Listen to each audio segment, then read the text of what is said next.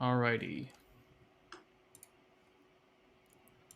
Solutions, verification. These are all ACG solutions.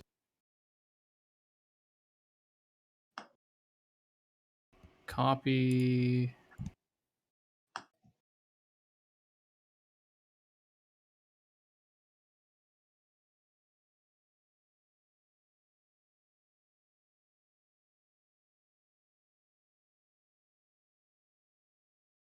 Area first, yeah, to confirm people asking in Twitch chat. Alrighty. We're going to look at giant rings moving in and out of the output, probably held from within the ring. Probably. Can't promise much.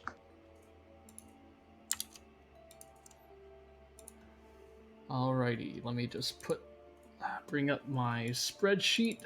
Unverified results. So week 8 area cycles gold is actually pretty interesting. Yeah, we'll get to this. Pretty exciting stuff too. I'm going to discard well, not discard, but I'm gonna skip people who have sent me I don't remember if RPO sent me a sum solution or an area solution. I think he said only some. Sorry? I think he said only some. Okay. I'm going to highlight some of these things so I remember to skip them. And can you share the Discord stream? Yes. Thank you for reminding me. Thank you.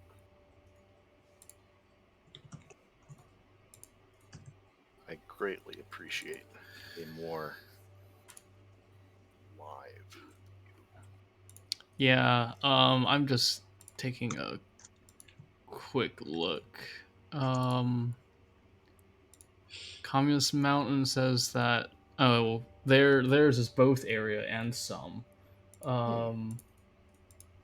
42 Genius has both area and sum. Yep. And I think Luna only gave me some. All right, I'm gonna move that to some, and I think everybody else gave me area solves. So we're just gonna be going through all of them. All right, and we'll skip them if we've seen them already. They'll be fine. All right. So, so Explosive Logic Unit is week 9. This is no longer spoilery, so I can actually have this thing up That's on the a target side. puzzle that I've spent a lot of time on already, just so you know. All right.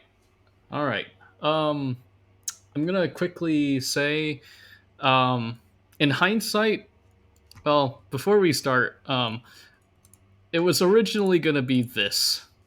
This was the original puzzle before both Shadow Cluster and I decided that just having a single atom input made area too easy. Which is why this one agreed, but okay. Which is why we made this one like angled or whatnot.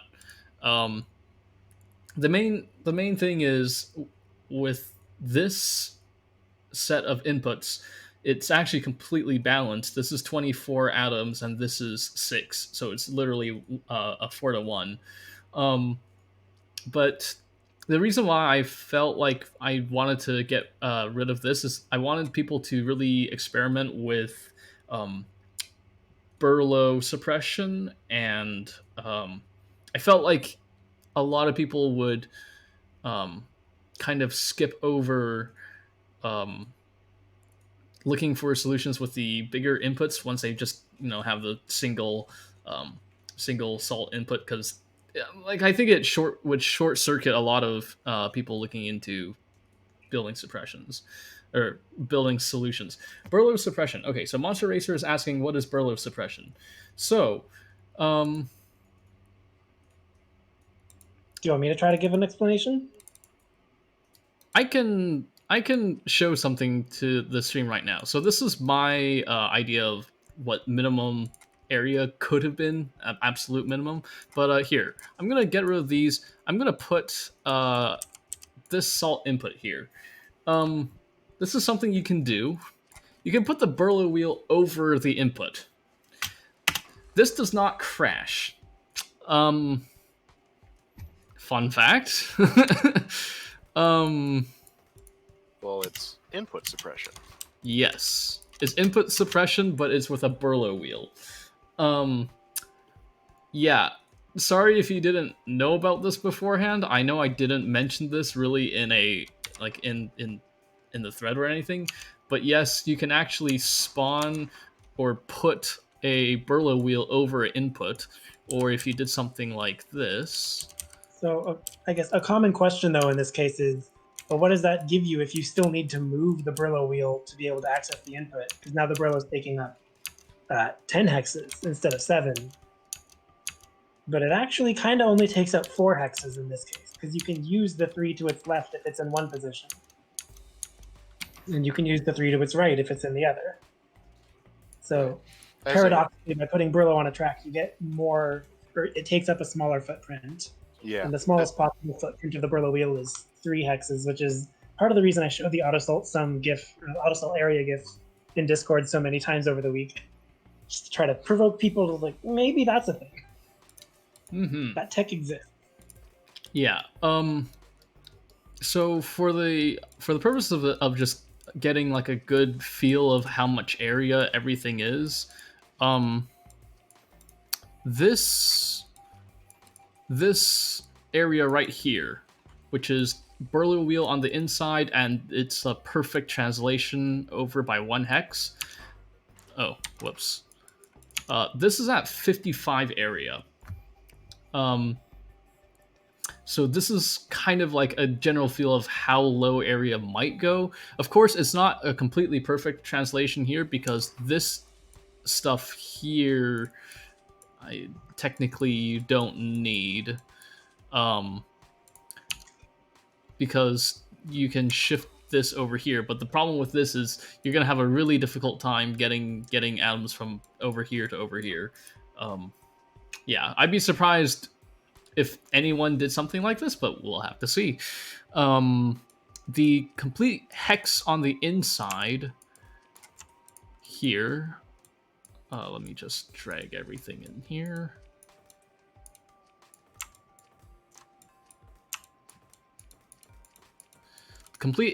The entire hex filled in is 61 area. So yeah, these are just numbers that I want to just look out for. And how would you ever get it from a bonding station to this position though inside the output? Right, that is a problem with this specific layout. It's more realistic to be something like this. Yeah, the main question in most area solutions is, what is the second to last position that the output is in before it hits the output glyph? Mm-hmm. Yeah, and this is 70 area. So as a tournament host, primarily what I was looking for this week, I'm going to be completely honest, is how far below 70 area can people go? And the answer is kind of surprising. 69 area coming in hot. All right. Nice. Let's go and take a look. Steven's up first. Oh, All right. really? Show me what you got. Yes. I like it already.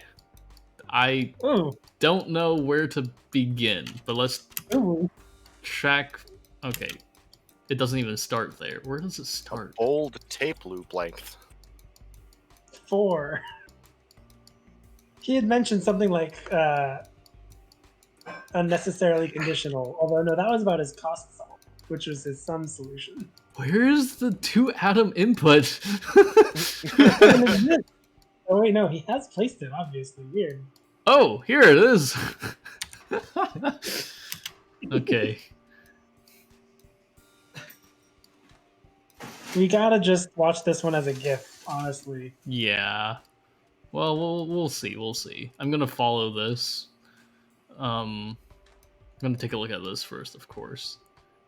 I got to tell all of my roommates the legend of Steven, who accidentally did week 7 gold incorrectly and did well. Oh, oh, oh.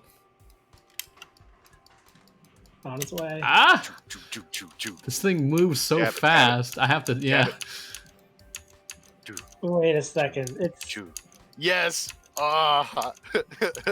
it's Yes. using the 3-atom as a memory storage to be able to propagate through the entirety of the needed color. Yeah. Oh, that's ki- something. That's kind of what I did with my quote square Burlow wheel. Yeah, yeah. Yeah. So yeah, you just spin it around all over the place to propagate the atoms, a single atom every time. Beautiful. You have to do this 4 times because there's like 4 islands, I think, of all 4 elements going around. I'm not sure. It's something like that. Wheels are indeed supposed to roll, and he has made a wheel that rolls.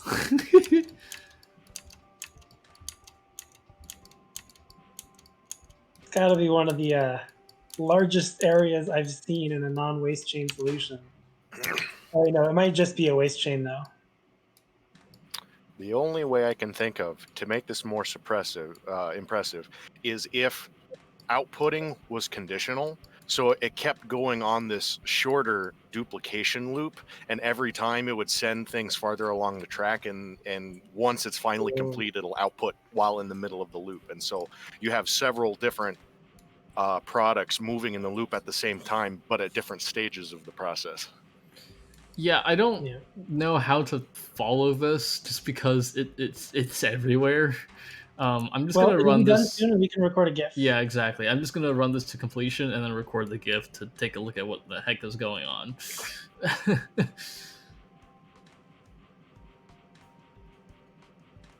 I think the 3 atoms, yeah, they're detached here and then they're put into this waste chain.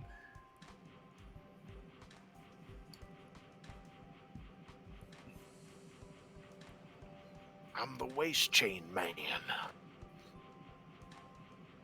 Yeah, you can't alt click, but you can cheat engine probably. Although maybe it's gonna run chuggy anyway because of how much is moving on it on the screen. So only 4,350 area. Huh. Only 4,000. All right, let's take a look at this GIF. Oh my god. Oh, this is so big. Beautiful. So, like, he started on this quite recently. How does a person, I assume Steven's a person, how does a person place this much that quickly? Well, now it's recording after doing setup. So I'm glad that we have Steven around to make the area metric interesting. It's like a giant spiral outwards. If only the skill metric was a linear scaling between first and last place. Steven would be giving everybody like 9.8s or 4.9s.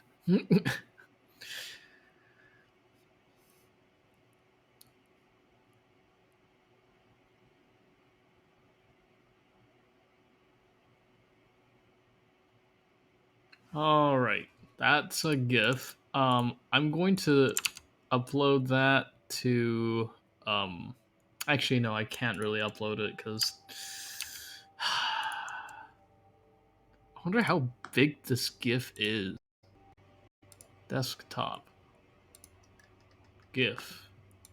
It probably isn't that large of a GIF. Like It's it has actually not that big. It is 5.2 megabytes. I'm uploading it It's- to the Zachtronics Discord. it's a pretty Yeah, that's compressible. yeah, that fits. Yeah, There's beautiful. so little changing over the course of an actual second. All right. Frame to frame, it's like 80% preserved. I'm At going least. to copy and paste the Discord thing into Twitch chat for those who want to see it. There you go. It's I forgot GIFs do compression and stuff. it's Yeah, it's loves his bitmaps. kind of miraculous.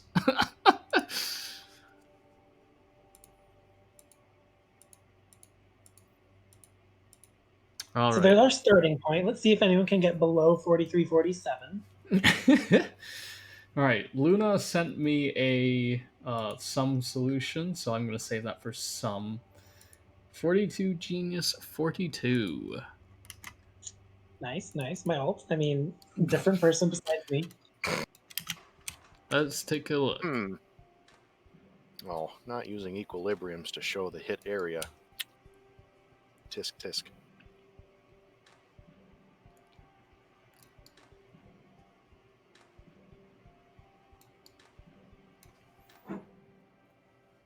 Alrighty. And there we go. So that is the area that is taken up by the solution. As you can see, there is, I guess there are 1, 2, 3, 4, 5, 6, 7, 8, 9. There are 9 hexes in the middle that are empty. But you can see there's a lot of area that's being taken up on the outside here. The main issue with this is that when you're turning the output by pivoting on Adam, on the corner atom like that, it's actually taking up a lot of extra space. Biggie, did you want to add on to that? No, I'm just noticing like it's definitely doing area things, which is better than the previous solution. But it's pivoting from the corner, which incurs a lot of different locations that the atoms sweep through. Mm-hmm. I don't like that it regrabs to pivot. Oh wait, no, I'm dumb. You're crashing to the arm base, yeah. No, you have to move the arm out. Never mind. I was like, why? just pivot from where it is. Clunk. So RPO, you were saying you're going to pop into chat.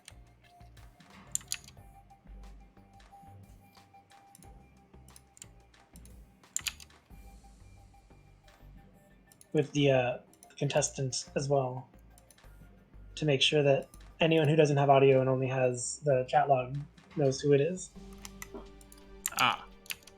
So this is a very I've solved the puzzle solve, and it's probably not too difficult to program, which is always nice. Mm-hmm.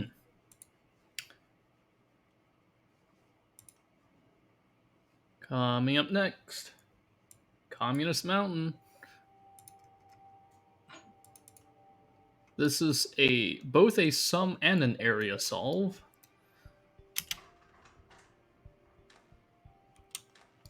There's 6-arm. How many 6-arm area solves have you seen?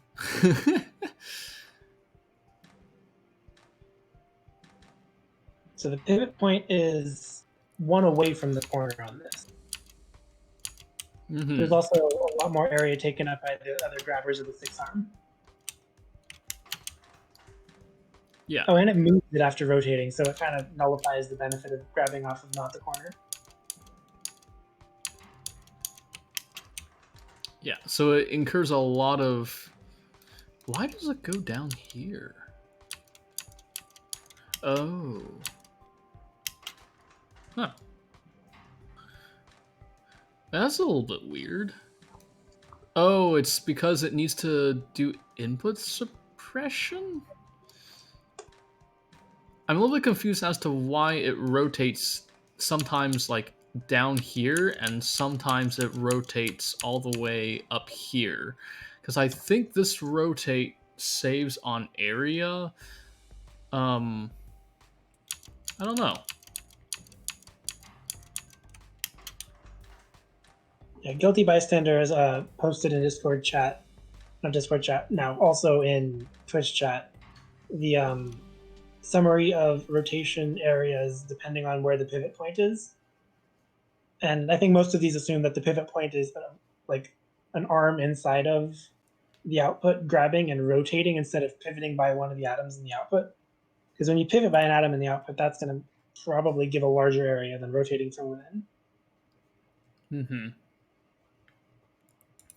Alrighty. So that's Communist Mountain at 104 area.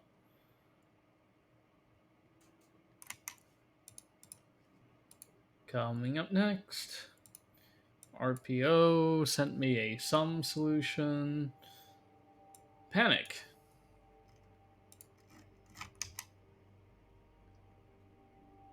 Plus, plus, plus. Let's take a look at this. Is this a sum solve? I feel like this might be a sum solve. This definitely looks like it is intended to be a sum solve.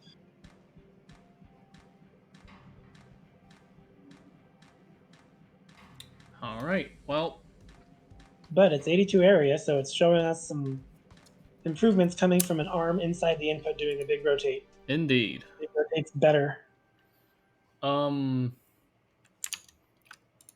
me take a look. I don't think. Panic says he sent two solutions. One was his sum with the best area, and the other was his best sum. So we were looking at his sum with the best area. Okay.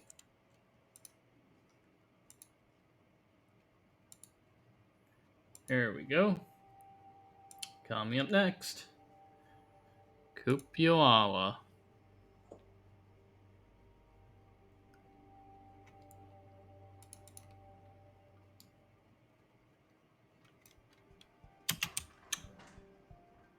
Burlow is completely inside, which is interesting. Nice, nice. So I really like the setup here. I'm just kind of curious how much area is going to be swept over by rotations. Ooh. There's some, yeah. 81. Yeah.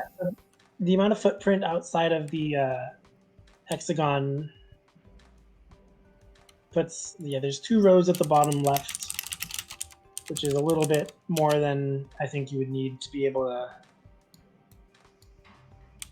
show really well an area. But it definitely is better than the previous solutions. It's getting the hang of how to rotate from the inside of the output without tons of extra area. Mm-hmm.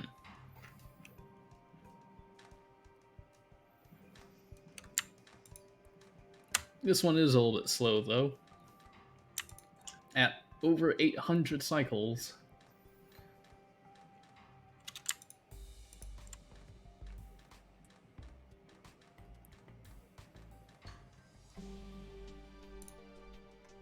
Nice. Right, you said 800 cycles was slow. Uh-oh. Most people, well, okay, yeah. I'm looking at the sum solutions around this area, and most of them are around like 200. Yeah, but those are the sum solutions. I'm looking at the area solutions. I'm looking at the area solutions too. I'll say that my area solution was slower than this. All right, I'm gonna take a look at Zorflax's solution to see if they only sent in a single one or. Yeah, Zorflax in chat mentioning they only submitted a sum solve. All right, I Don't show up will. for area. I'll save that. Yeah, it's coming up, so I'm going to save that for some. He wants to not spoil that he won some. I don't know whether that's true. Oh, yeah. It's some is pretty interesting. Don't worry about it. All right, I'm just gonna take a look and see if anything else here are sum solves. Okay, I don't think any of the others are sum solves. I think we're in the clear now. All right, after Kupiala is Voidify. Ta-da! Ah, placing equilibrium to show what gets hit. I see you are a man of culture as well.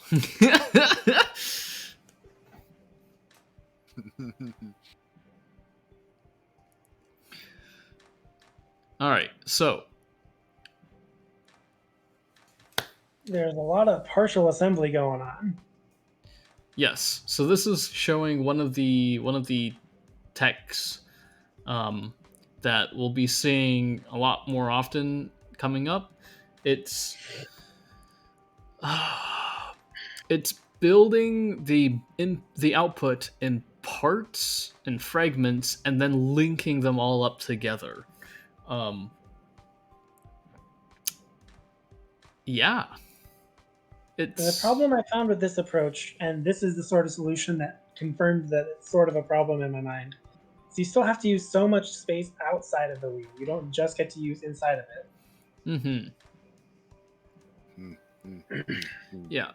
It's a very this is why like this puzzle was particularly atypical when it comes to Opus Magnum puzzles. It's mostly because in building is not really a thing that has been explored very much. Because you have to place like these bonding glyphs all over the place, and you have to decide on how many fragments you're using to make the output and all that. It's it's not an easy thing to plan for at all. I'll read out what if I wrote in the Twitch chat. The solve came from the idea of one piston on a track encircling the entire output, building it using 6 bonders without swinging. Iterating has brought it to less arms or more arms on less track. Removed some hexes incrementally and switched from the 3 atom to the 2 atom input. Editing the build order. So this started from the idea that you use the entire ring around the output. Ah. Alrighty. Coming up next, it's going to be Brit Boy. Yeah, I guess using space outside of the ring isn't a problem, but using space on all 6 edges outside of the ring, I would argue is.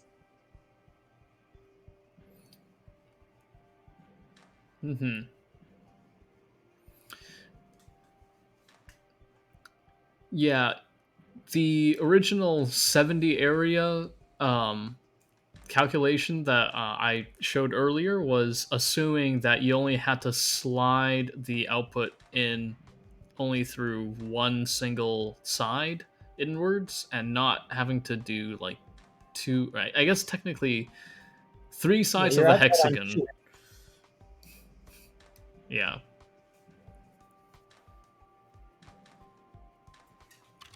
I was going to say that you mentioned it was 70, and I see 5 extra hexes, that bottom row, beyond it, but the area is only 74. As they're mentioning in Twitch chat, the Critelli is an unused hex. The one unused hex within the ring. This follows the rule that you gave for Critelli placement the other week of it's a tile that you want the viewer to know is important.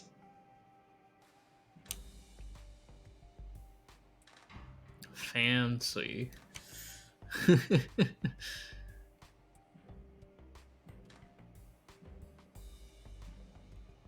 It's very cool how much happened inside the input in it, or inside the output in this.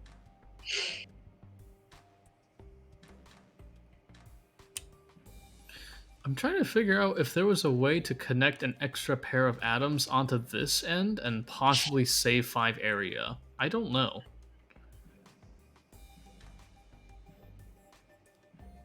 There's a parity issue with that it would require the other input, I think, to Like address. here, could you put atom and Oh no, you bond need 2 atoms. there. That's fine. Yeah. Yeah, 2 atoms there, and then bond it like that.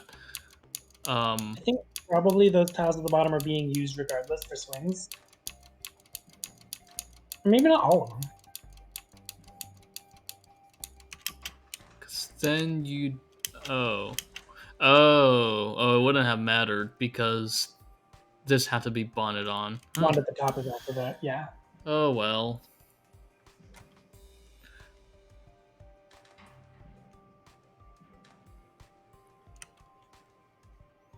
So we're down to 74 area.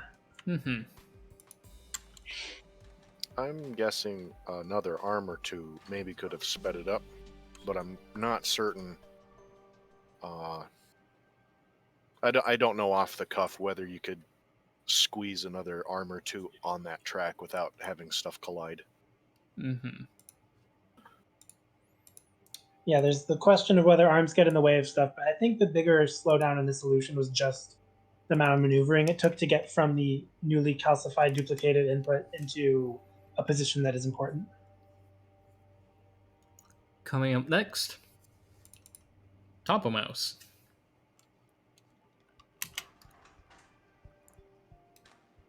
This is stark contrast from the previous solution. Indeed. Let's take a look at these hexes.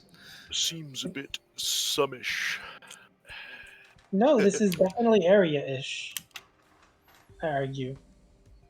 It's rotating from 3 hexes in from a corner, which is not the best rotation, but among the better rotations to do, and it leaves so much hexes inside of the ring untouched. Indeed. Mhm. Yeah, it has a good rotation's good, I'd say. Yeah, so it turns out that this specific 3 length arm rotation here actually it actually does have it actually leaves a lot of area empty. You can see that it's mostly just like a ring of 2 atoms that get hit with a couple of weird outliers. There's like these 2 hexes there that just kind of stick out. I'm not entirely sure why that is, but that's just how it is. 70 area. Yeah, the way the area calculations work is that if an atom was sitting on that tile, it would crash. So when it sweeps over with a large molecule, it marks any tiles that would crash if there was an atom on it. Mm-hmm. Coming up next is Guzumi.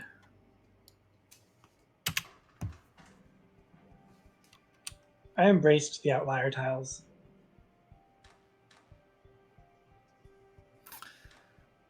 Burlow on a ring track like this. Okay, this also has untouched Critelli, but dang if it isn't pretty.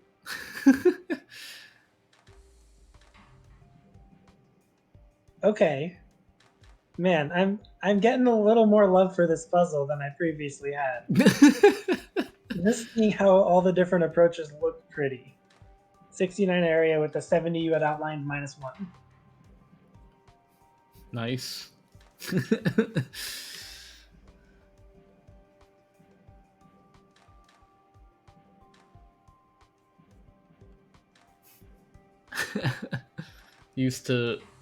We need to rethink the disqualification for center Critelli.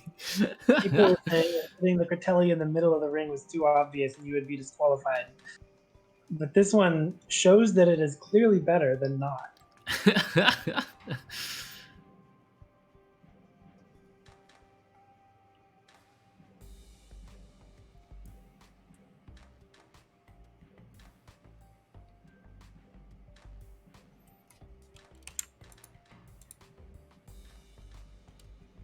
So yeah, the bonding for the 2 horizontal edges is within the ring. The only edges that need to be bonded outside the ring are done to the left. Yes. Yeah, and that's That's what gets you 70 area -1 because of the Critelli hex. Yeah. Alrighty.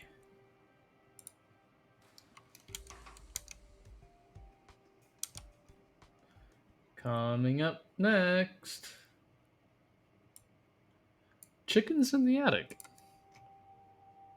Oh, are we having a pile up at 69? 68.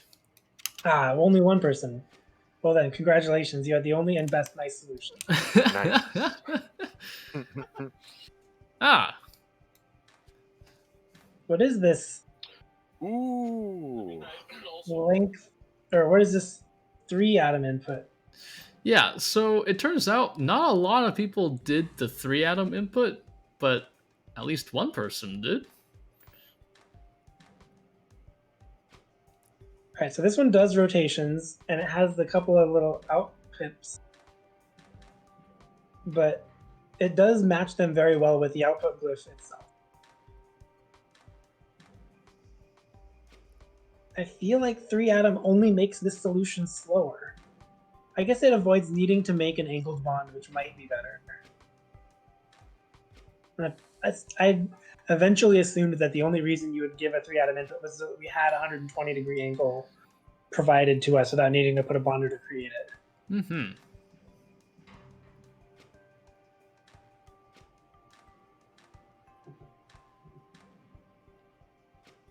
Yeah, the 3-atom input is an attachable memory buffer, or in my solutions, an input that never gets to spawn. It's placed. It lives under the Brillo wheel. It's a little bit spoilery, don't you think?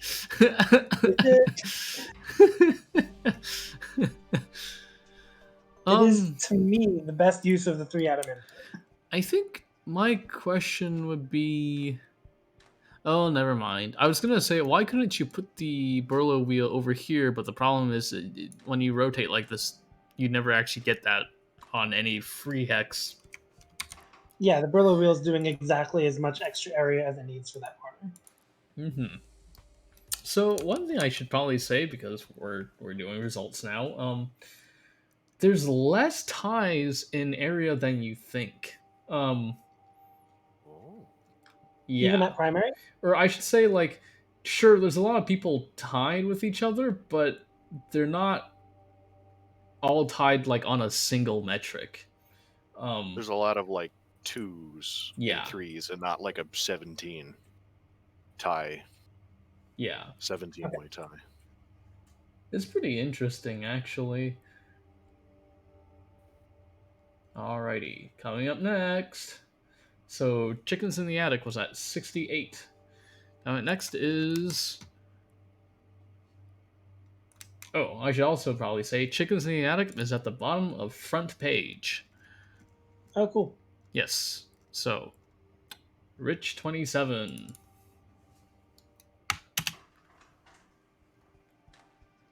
No spin. This looks like it's got a spin. What a strange solution name. I like that. That double take. Rotate. Why is it a double take rotate? It's so that to avoid misduplication, I believe, as the Burlow wheel rotates around.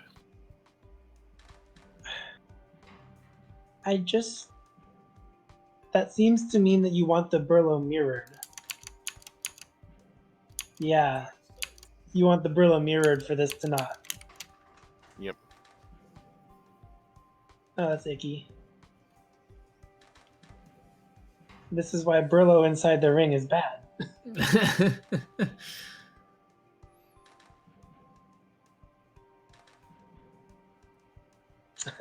Guilty bystander should have just built mirror to avoid that. Doesn't quite work that way. Oh, for those who are curious of why the elements are arranged in this specific fashion, I like to draw your attention to the alchemy diagram. I'll do that after this thing finishes real quick.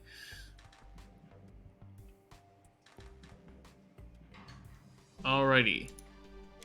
So what I'm saying, Guilty, is you can't mirror the Brillo and you can't mirror the output. So if you mirror the the rest of the components, you would just be building the mirrored output. Right, so this diagram here is why the elemental jewel setting is the way it is. You have air on the top, earth on the bottom, fire to the left, water to the right. You have air on top here, and to make it equally spaced, it's a upwards pointing triangle. You have earth on the bottom, so it's a downwards facing triangle. You have fire on the left, therefore it's a left pointing triangle. You have water on the right, which is a right pointing triangle. That is how this output came to be. Yeah, if you guys did not notice, and also if you look at the Burlow wheel, if it was a square, it kind of does the same thing. Burlow wheel can't be a square. It's physically impossible. Come on, nothing from Mr. Puzzle after that? The man made a Burlow square. Square. Yeah. It only works in if one direction though. If you rotate it, if you spin it the other way, it turns into a bunch of salt, and I didn't look too hard at that. But Bidirectional Burlow square is a new challenge. Mm-hmm. Coming up next. So this was at 66. Tweedledee has a 65. Ooh. Yeah, no ties yet.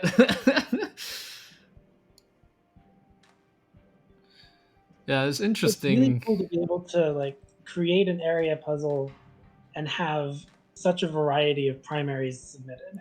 Oh yeah.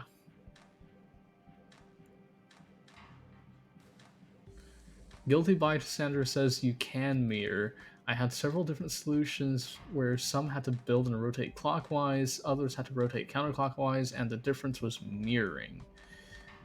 The original Burlow wheel is a square. Oh. Yeah, the original Baron wheel from the Codex of Alchemical Engineering was a square. Yes, or technically is more of a cross.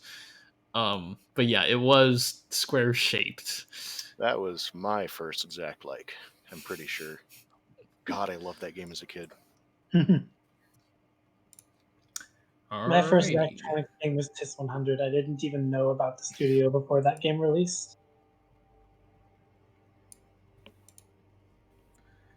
So Tweedledee has 65.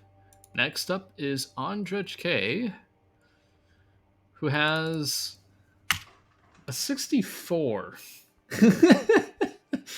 We are touching a new number every time. Suppressed input. This is the first one to use input suppression. Mm-hmm.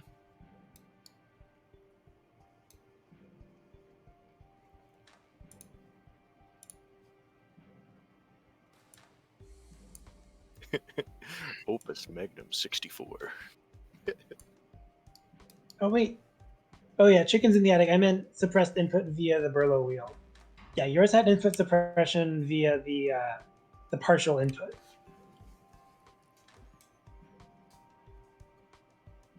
Okay, so here we have our 70 minus 6 hexes in the middle. Not bad. Mm-hmm. Is this 16? I don't think it is. We'll see. It had something that looked like a conditional action at the very beginning. Yeah, so I really hope it's not 6T. It's 1T. It's 1T.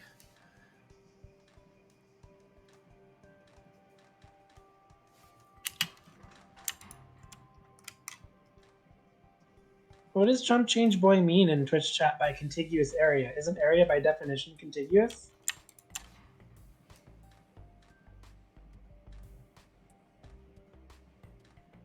I don't think so. Week 7 was not necessarily contiguous. True, you could build 2 islands, but with one output, I feel like it's got to be contiguous. Yeah, no holes is what I would guess. The genus of the area layout is minimal, but it's still not because you have a hole. It's the middle. I'm getting typical Zachtronics player vibes. Stop. You said that to me before, pretty recently, regarding Week 9 theory.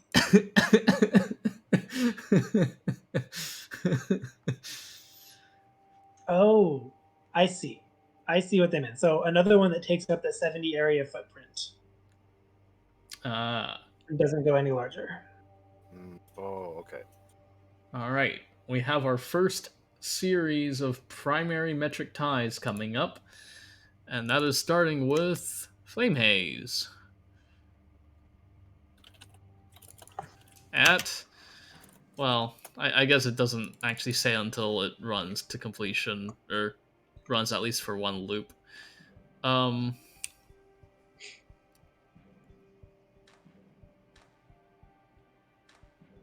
It looks like 63. Yep, 63. Yeah, the spread on this puzzle is kind of crazy. I have literally one area increments from 66 all the way down to minimum area. Yeah, everything is like there's buckets of people in every single one of them. Well, some of them are, same person submitting multiple solutions because they found improvements, but yeah. Yeah, there's a bucket of 63s, a bucket of 62s, a slightly smaller bucket of 61s, a bucket of 60s, etc. No, you have to clarify the etc. You don't get to know that until later. I know. What do you mean, etc., says chat. All right, so there was a poll of what people think minimum area is, and yes, I will spoil the fact that below 60 is possible, and a handful of people got below 60.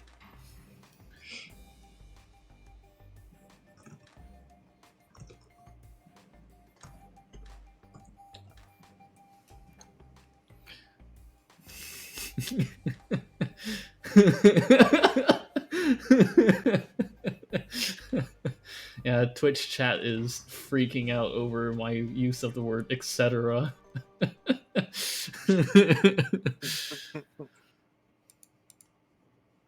Alrighty, Flame Haze. 961 cycles. Coming up next is Monster Racer. Oh, nice. Yeah, actually, he had said something about like having low confidence in his solution, but it hadn't come up yet. So 63. Bean.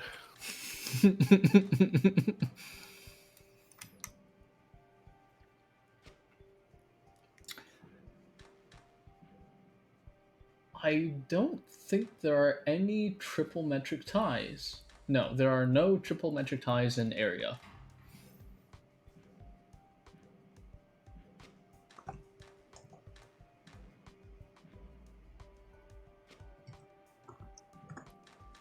I think, okay, my spreadsheet says that there are some double metric ties, but only with um only Oh, with this Burlo.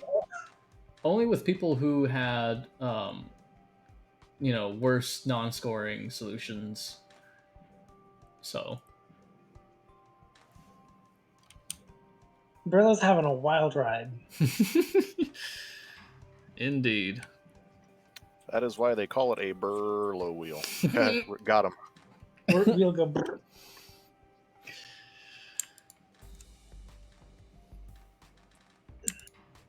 Yeah, this Critelli hex placement is I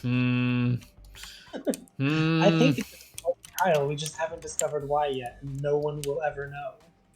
In the last 5 cycles of the solution, everything just like goes all over the place. And it's the only one not hit. Still a faster, just barely. Wait, how close was that on cycles? to Flame Flame Haze. Haze was at 961. So 12 cycles got him a Yes. plate. So 2 cycles per output faster made a difference. That's impressive given how much of the time was spent shuffling those atoms over the top. Coming up next, Guilty Bystander has a much, much, much faster 63 area solution. Ooh. Oh. This one looks like a rotator, and that makes sense because Guilty Bystander had made the rotation table.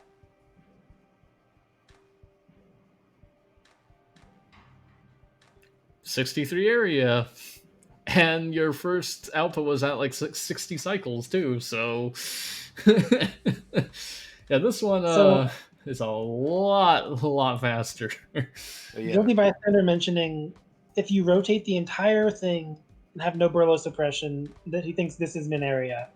And I guess, yeah, you have to rotate all but one edge of the wheel to be able to do it. Because I rotate and I still have some hexes that this one uses unused.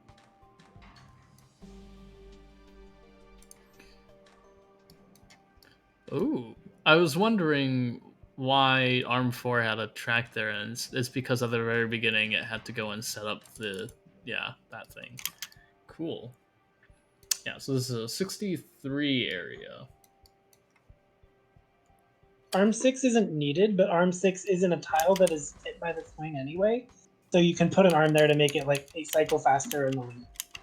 And that area would be taken up by an atom swing anyway, so... Yeah, that red corner swinging by would have taken up that tile. It would collide with an atom, but it wouldn't collide with an arm. So putting an arm there is free machinery, effectively.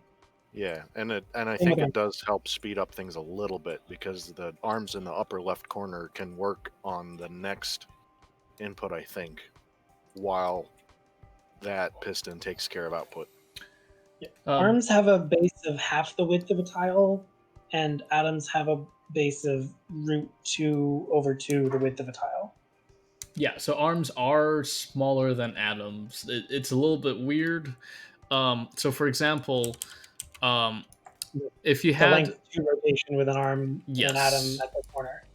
So a length 2 rotation, if you had an atom in this, it will hit any arm that is in these 3 tiles.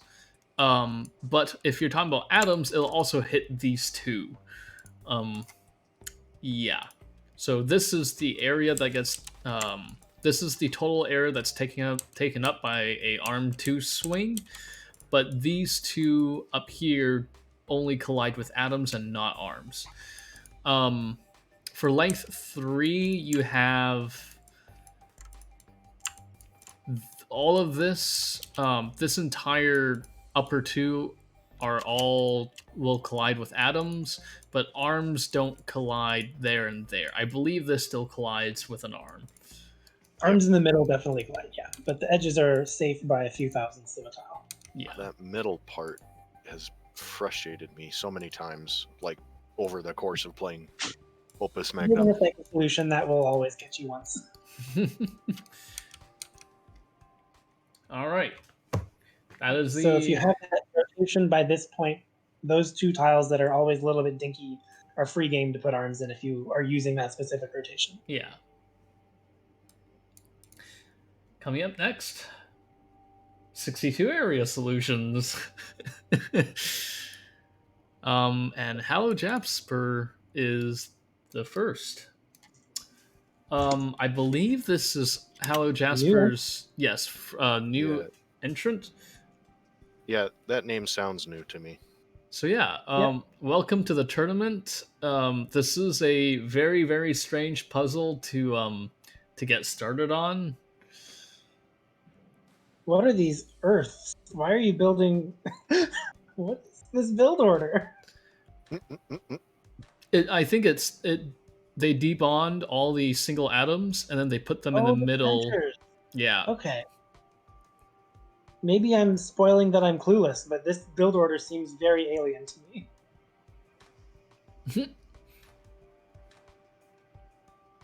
Yeah, not a lot of people chose to use the 3-atom input, but hey, this is showing that it's more than possible to get 62 area. 62 area using it.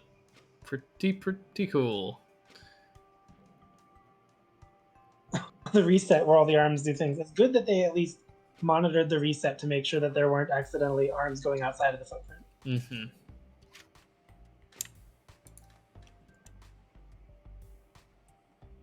Yeah, this one's a particularly slow solution at more than 2,500 cycles. That's not surprising given the order of build, but also well done getting to this area.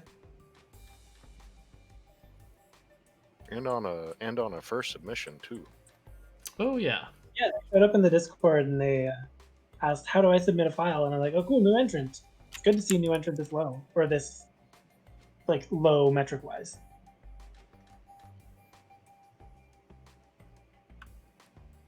Yeah, this is a very unconventional puzzle indeed. Yeah, exactly.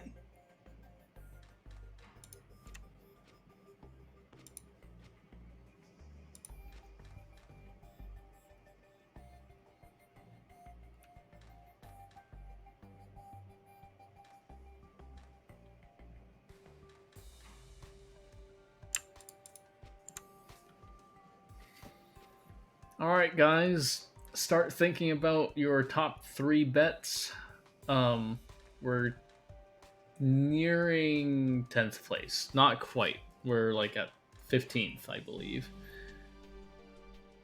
14th, actually. This is 14th. Coming up next, OMG It's Abyss also has a 62 area solution.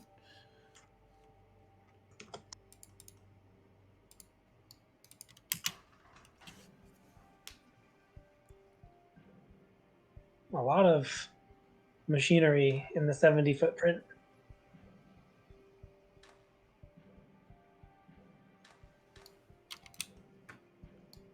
So there are 9 unused hexes within the 70 and 1 arm outside of it to make a total of 62. Cool. Mm-hmm. The Whirly Burly's also on a track, but I don't see what that is achieving here. When does it ever need to be in the lower position? It gets out of the way for arm 2. So Oh, arm 2. right. That makes sense. So it's saving 1 track for arm 2 to be able to move in that direction.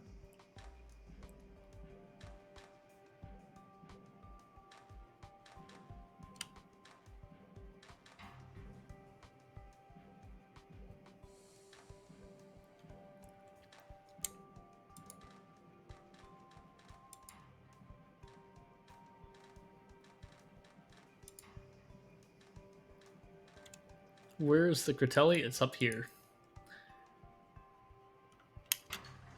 Yeah, the Burlo is always in the way of arm 2 or arm 3, and it has to move around for those two. Alrighty. Coming up next, our last 62 area solution, Madmaster 5000.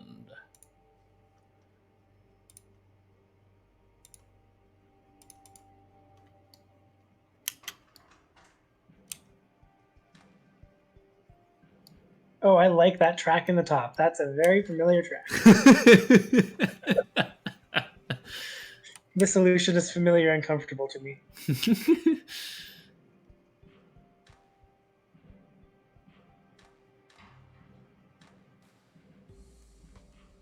And this solve does have a quiff. I did think that like the man with a face and the hair that goes up is really a look. Oh, I see it's using a calcifier because it actually overduplicates. That's kind of interesting. Interesting. Shadow Cluster, do you have a quiff IRL?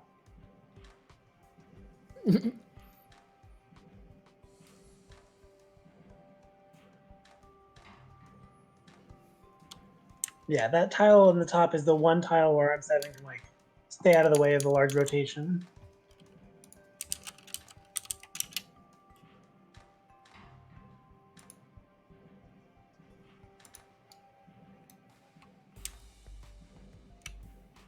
All the other hexes are just used by sweep, and so Arm 7 is there to speed up the tape loop a couple of times. He says it saves 2 cycles per tape loop.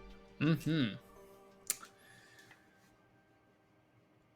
Well then, 603 cycles. Coming up next, 61 cycles. Or Yep. 61 61 area. Yeah, 62 area. That was the last of the 62 area. 61 Moving area. down. Jojo.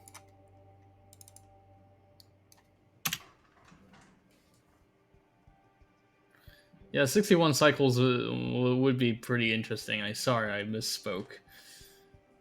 Min cycles for this puzzle is n equals too many for that to be real.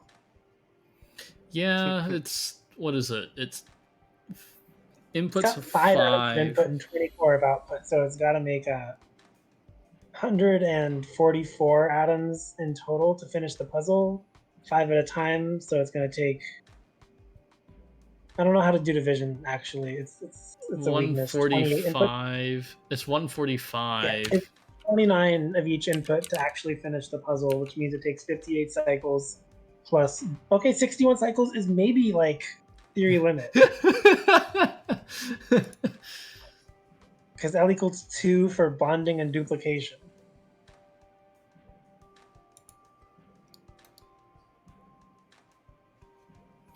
Also, this is JoJo's solve? Yes. Jojo is in 11th place.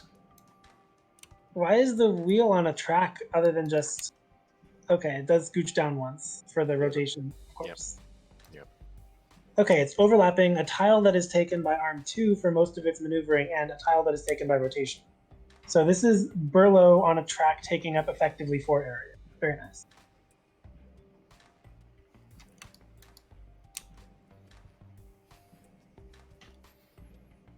Mm-hmm. The people in chat saying that rotations are working better than expected. I started with some and learned about this particular rotation while doing some, and it's pretty promising compared to some of the work needed to plan out a sliding solve. Yeah, this makes the puzzle look quite a bit more simple than it is to get to this area. That's the notion of elegance. Indeed. 61 area using just rotation was possible. We are in top 10 now. Nice. I need you guys to give me your bets on top 3. You need us to give you... We don't need to do that. You can't commit us to committing to names. I if I ever had a week where I had any confidence I could possibly make it into top 3, it's this week, and I'm kind of surprised because I'm not an area person. I'm thinking Mr. Puzzle did pretty well based on just one remark after seeing my score. Yep. I'm curious what this remark is. I want to read this. I just typed. He said giggles gleefully. That's it. Wait, what? I posted my own scores in Discord, and then Mr. Puzzle quoted it and said, giggles gleefully. Alrighty. Well, 10th place is Spect 98.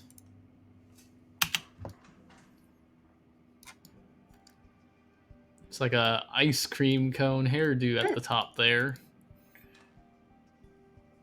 Kind of like what is it? Jimmy Neutron? Is that what it is? That's a name I haven't heard in a long time.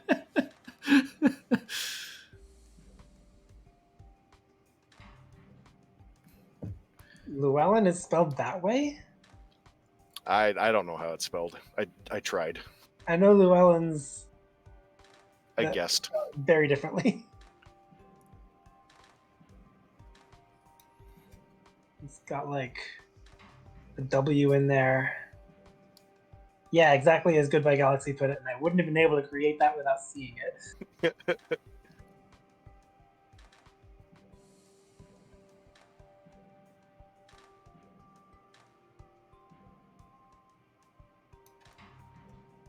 people claiming that I have min are giving me too much credit. I think the one metric that I have always been weaker in comparatively is area, and this one is all area technique. It doesn't have any ways for area to be like actually a cycles puzzle or something like that. This one you need to think about area and hexes used, and I'm like, I know some of the tricks I've seen, but I can't invent area tech for the sort of puzzle like this that needs invented tech. Very much a non-standard area puzzle.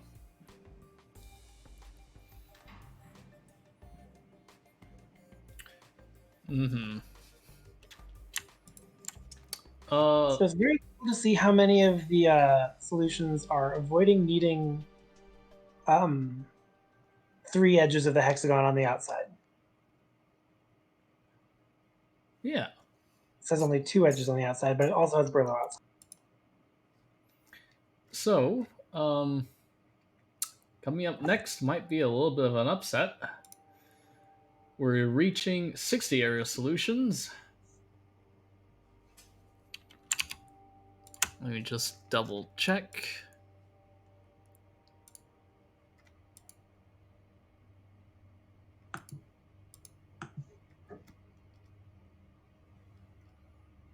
Yep. Alrighty. And what placement are we in? We should be 9th, right? Yes. Congratulations, Spect98, on getting 10th place. In 9th place, we have Pentapig. Oh my. Whoa. Okay.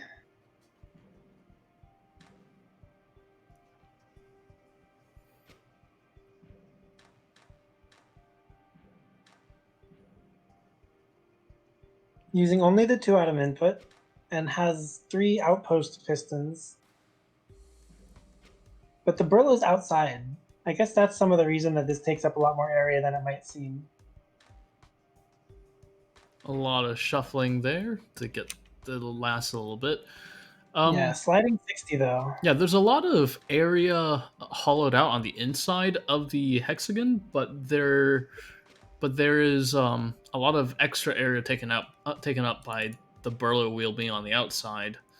It is using input suppression though. That input is not. Oh yes, yes. It covers during that final slide right there. Mm-hmm. That takes quite a lot to set up because you have to half suppress it and then put something double sized on the other side for bonding. Oh, good. Arm 4 does retract. I only saw it pivoting and was like,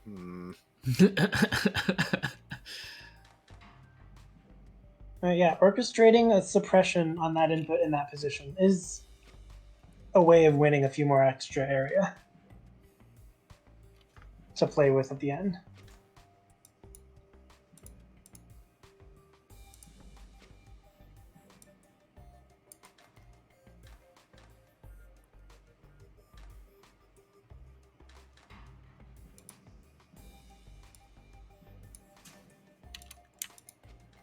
This looks like it was solved that took quite a lot of effort. I just don't know how much time Pentapig has been able to give to this tournament. Seeing this place in 9th is a little surprising, at least. Mm-hmm. Yeah, so this was 9th place. Congratulations on 9th place, Pentapig. I know it's probably not the place that you were aiming for, but that's okay. Coming up next.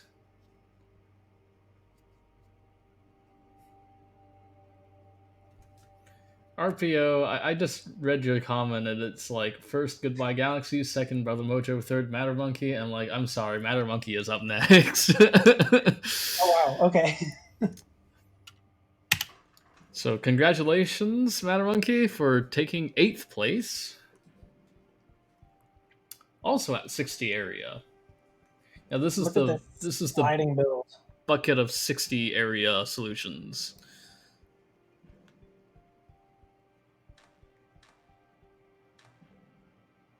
Oh no. Oh no, username void as late only. That's unfortunate.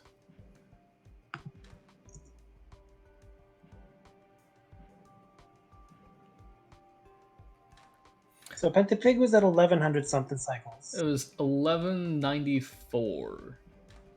Okay. This is apparently a large bucket pileup, so we got to know what those cycle times are. I like that it's using Burlow input suppression. There aren't actually that many people in this bucket. You might be a little bit surprised. I won't announce how many people yet, but you might be a little bit surprised. That's fine. I'm mostly like giving Matter Monkey answer as to how close this was in cycles. Oh wait, he had 1193. Yes. So one faster than Pentapig's, but then yeah, I have a older solution from Matter Monkey at 1193. I also have some solutions from you that are around this cycle count too. And given that he saved 222 to get down from 1193 to 970 something, it was a close call. I'm up next. There's no doubt in that. Because yeah, you are correct. So this is basically the same time and basically the same area. Only I have a spinning solution. I have a 60 that spins. 971. Matter Monkey. 60 area, 971 cycles. Coming up next is Biggie Mac. Congratulations, Matter Monkey on 8th place. And congratulations, Biggie Mac on 7th place. Thanks. That's better than I expected, honestly. So yeah, this one will use the 3-atom input to the fullest extent. And also it's a spinning solution with a quick.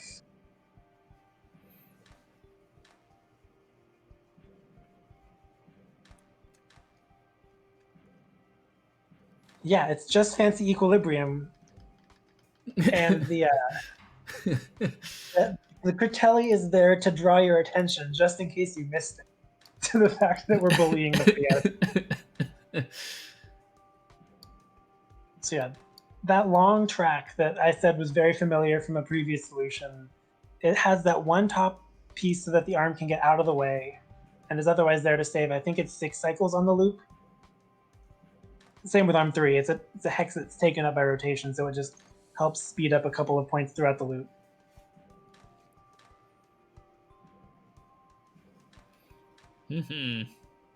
When I was looking at the rotation that it made with 5/6 right there, that was my convinced that like there's nothing more I can save without a major redesign that probably requires sliding, and I was too tired of this puzzle without having given it much time in order to try a sliding solution from the beginning. So I wanted to go as low as I could find a spinning solution, and 60 seems to be that.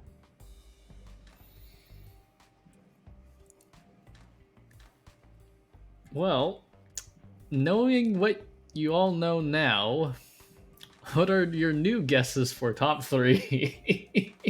Yeah, keep Pentapig and me out of it, but Goodbye Galaxy's still on the table, just so you know. And Jinyu. And Jinyu, obviously, and Mr. Puzzle, who is reasonably confident. I'm feeling better as this keeps going. Yeah, well, still 60 area. Watch me be next though. Well, I don't know. I remember my score. I remember my scores though this time because I spent literal hours shaving just a handful of cycles to get it under a nice number. We've got Jinyu, Goodbye Galaxy, Mojo, Mr. Puzzle, and Rolomni. Missing one person. Yes, you are missing one person. Coming up next. Coming up next is Goodbye Galaxy. I don't have anything on the line this time, so sorry, no more cable management. Oh wow, this is a really cheap 60. Oh yeah. It looks like it'll spin too. I think this is the cheapest solution at this bucket and all buckets around it? No.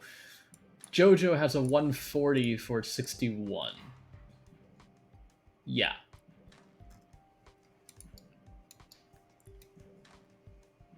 Interesting, just like a better decision as to what portion of the ring to do that rotation from. Oh yes, RPO mentions Mushar has not been called yet. Correct. That could be a name that submits puzzles to tournaments and does reasonably well with them.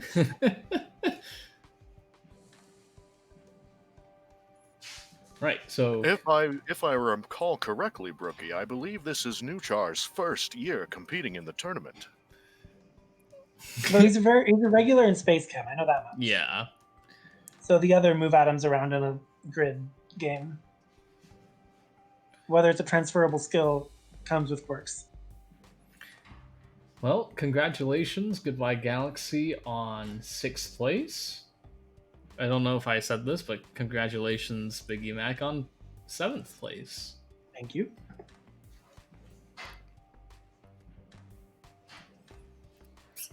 There's a perfectly good spot for the 3-atom input in this, and it's not even placed there. Where L3 is going. Anywhere that has that hex and the one under the Burlow is fine.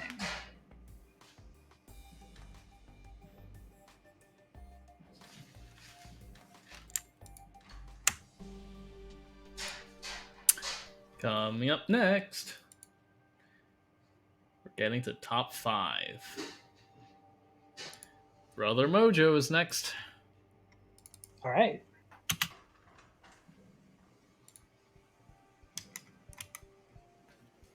Mr. Puzzle is like, oh. It keeps going and going. Man. My hope keeps building. Iteratively, like this solution. All right, so I'm trying to figure out where the ARM outposts are for sliding solutions lower than 60. Because that was something I gave some thought, but very quickly gave up on because I couldn't even figure out where I should put the ARM outposts. I like the symmetry of this negative space. Oh, we're at area 59 now? Oh yeah, we dropped one area. So this is the beginning of the sub 60 solutions. Yeah, so it turned out that if you managed to get 60 area, you were good enough to place in top 10. And the best 61 area solution also managed to snatch by 10th place. Nushar's 0th Mr. Puzzle's Pyth Genuous. I getting some very spicy predictions in the chat.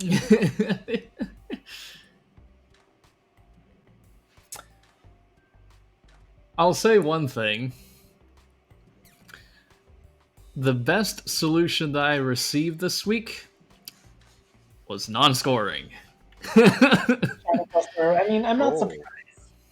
Shadow Cluster is the area legend in some ways, and the person who I would trust to invent area tech for a puzzle like this that he could use within a week. Now, if you were to tell me it was non-scoring and by someone other than Shadow Cluster, I would just kind of break a little. Nah, it's Shadow Cluster.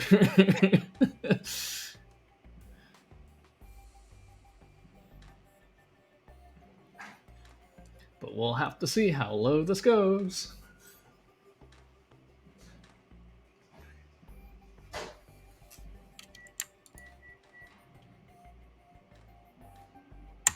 Oh, is this coded out? Oh, it is. It's 6T. And it's the slowest, set 59, as he said. So we're looking at 200 cycles on 4 arms. Congratulations, Brother Mocho, for 5th place. Things are getting really heat up around here. Coming up next, 4th place. I'm sorry, I thought that was really funny. Jin Yu. What? Jin Yu is in 4th place. All right. Mr. Puzzle's top 3.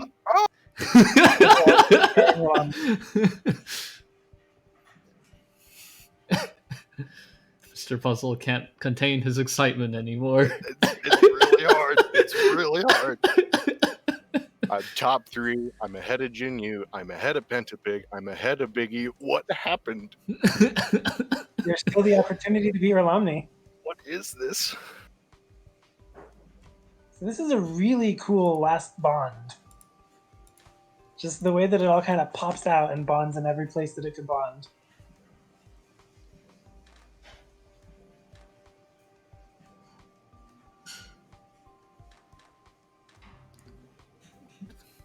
Yeah, I was gonna say all the Yeah, that bonder looks nice. glyphs on the left side are really fancy.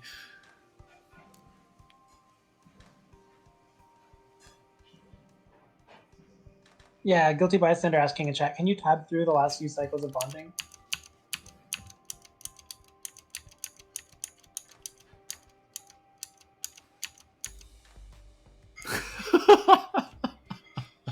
Wow, that's great.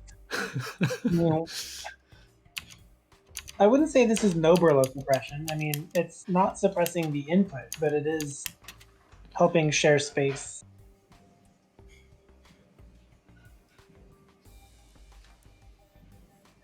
I'm pretty sure. Yeah, because it sometimes Yeah, takes up that this makes a lot. no, like the inner hex. We're gonna watch this again because That puts the happy chemicals in the brain. yes.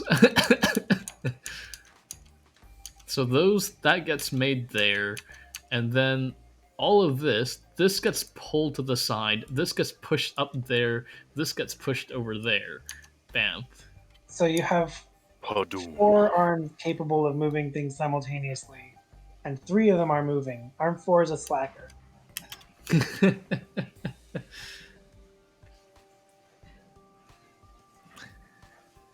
So yeah, congratulations, Jin Yu, on 4th place. Mr. Puzzle, you're up next. I kind of guessed, but 3rd place is really good. How many cycles is Jin use though? I'm wondering. I'm wondering how many hours I could have how many hours of my life did I need to use for this? All of them. Ooh, Brookie, is that a threat? close.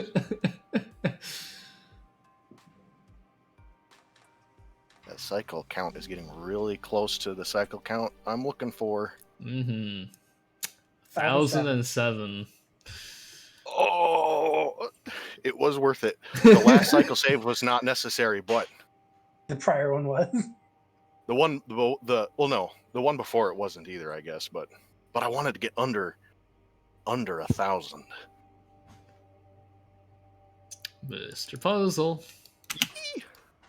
Here it is. Well earned 3rd place. We gotta congratulate Jinyu on 4th. Yep. Congratulations, Jinyu, on 4th place. And Mr. Puzzle, congratulations on 3rd place. I think this is the highest ranking I've ever gotten. Really? I think so. I don't think I've ever. I don't think in any tournament I've ever gotten 1st or 2nd. And I don't think I got 3rd either. A lot of 6ths, a couple 5ths, no 4ths that I can recall, but I need to check this. I swear you got like at least like I thought you got like at least like 2nd on like one puzzle or something. I thought I remembered that in my tournament you did well on the production puzzles instructions. But I might be misremembering. and cycles maybe. I don't think for instructions. Maybe. I don't remember. As far as I can recall, this is the I remember highest. top 2 in cycles for the production one though were Pen to Pig and Fine Deer. So wow, this Brillo is really good. I'm just watching it be exactly where it needs to be when it needs to be there. Oh yeah.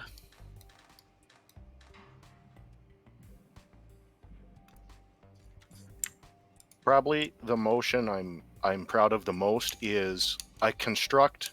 So near here, I construct a weird bent shape out of a water salt and a earth salt, and it does some interesting pivots and suppressions to get it from where it's constructed to where it actually sits.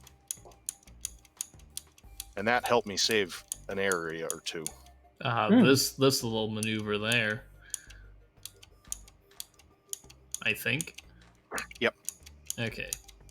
The little in the Van Berlo track wiggle to help that happen.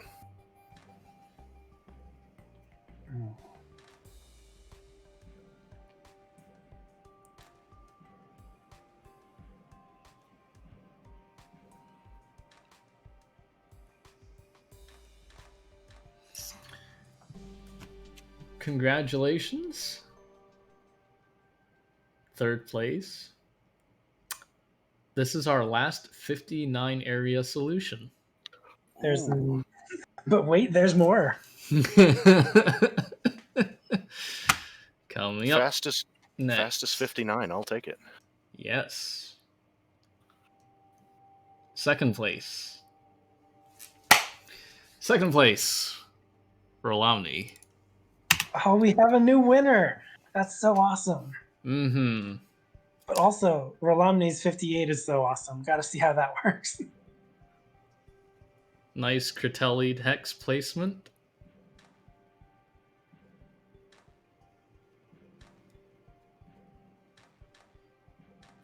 Big swing. That's pretty large swing. I guess it only touches arm 3 as a hex outside of the footprint, and so it's perfectly fine. That's a very good use of the footprint. It's also faster that I way. think what it is it's doing essentially the rotating thing, except it only does it partially. It doesn't do Yes. this one last rotate, which I'm pretty sure hits at least one hex outside here, and instead it's using this L-shaped piece here, or this J-shaped piece here that saves on that rotate, and that's why this one is slightly Doesn't less touch- area. Yeah, it manages to keep the area usage inside of the product instead of outside of the product by only doing rotates for the first half. Otherwise, I think it has a very similar layout between the Burlo and Arm 1 that mine had. It just doesn't do the last bit of rotation.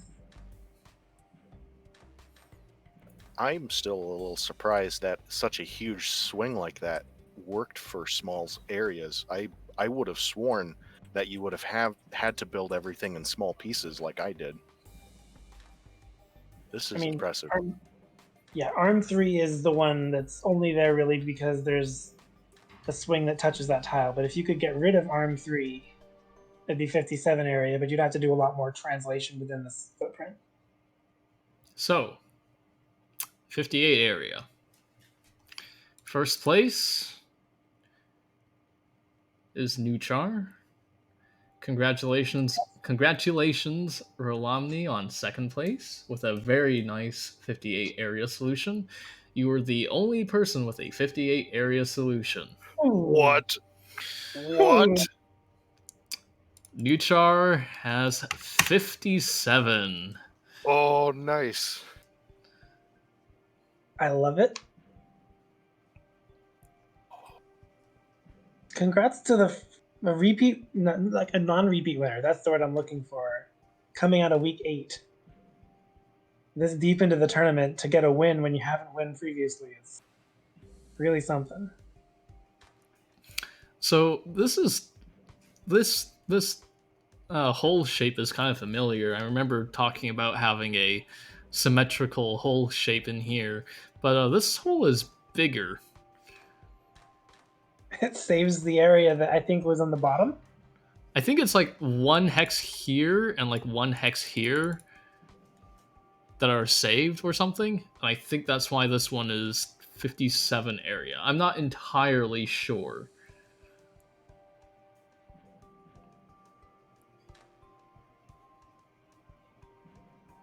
Are we going to finish off the area list with Shadow Cluster's non-scoring? Yes. It'll break everyone's hearts to know that the min was achieved not by a tournament entrant. Yeah, well, 47. How come you guys didn't see it? It's really obvious.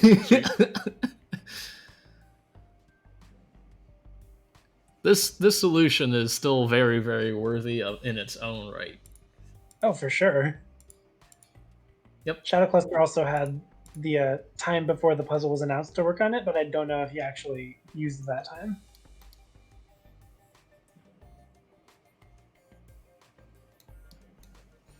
Yeah, unfortunately, this solution is pretty slow because of all the shuffling. It clocks in at 1667.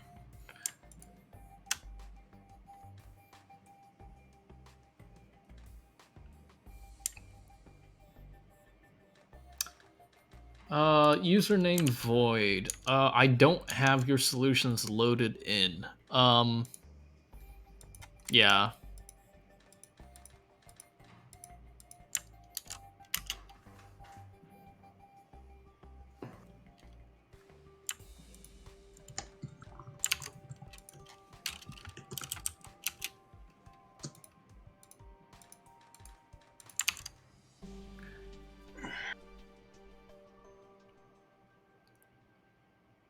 So clean. Alrighty. Shadow Cluster.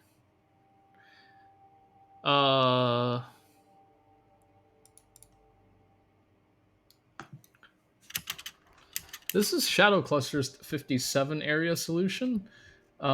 This is attempt number 1.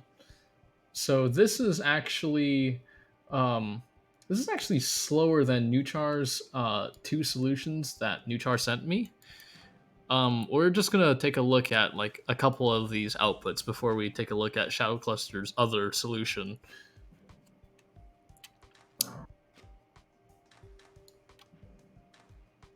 But yeah, this is the first attempt that Shadow Cluster sent to me. This one, Imagine starting at 57 though. yeah. So this is 57.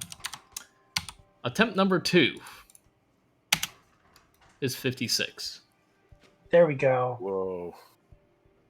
There we go. Still with a debonder though. Indeed. But it has the triangle burlow, so the burlow that takes only 3 axes. That's burlow tech. That's what you want to see when there's a burlow wheel in an area puzzle. You've got Burlow doing input suppression by being in this corner. You've got partial suppression of debonder and the Duplicator. yeah. You've got a whole bunch of shuffling over here. So that has to go. Ooh, okay. I need to see that in slow motion. Whoa. Yeah, Shadow Cluster says look for the last few cycles, but that literally showed up for me on chat after it already played. Sorry. We gotta see the frame by frame.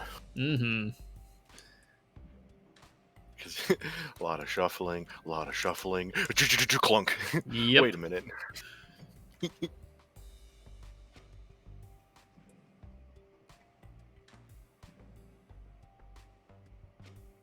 Yeah, this is a really involved area puzzle, and it's so cool to see it done well. I'm glad that Shadow Cluster put together this showcase solution so that we could see the best. A lot of the tech is just kind of being done all in parallel so that you have to stop and study it. Is this included as well in the solutions dump that goes into the drive folder? Yes. So Shadow Cluster has their own folder that I put all their solutions in. All right. So let's see here. Arm 1 is going to bond to that, and then it's going to push upwards. And then what happens? Arm 4 swings this to bond like that. Okay. And then it's going to extend. And then it gets to go down. This. Ooh. And then it bonds this. And then it bonds. Arm 4 doing push-ups. It literally does extend, retract, extend. You can see it on the screen in the instruction. Right there, yeah. And then, yeah, everything drops and arm 3 pushes it into the output.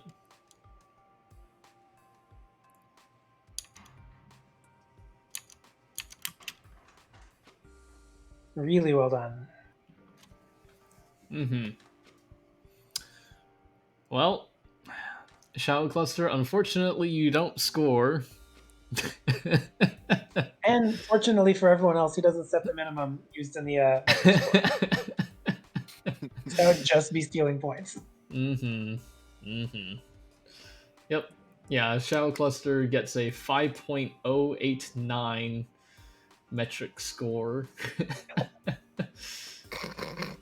Beautiful. Yep. Alrighty. I'm going to go and parse the sum solves now. Some, the category with all the ties. I was wrong. Why did you think that there would be a huge pileup on sum? I don't understand your logic behind that. Because I felt like there was a natural line of investigation that led to my solution and couldn't lead to other solutions. And I just underestimated the size of state space.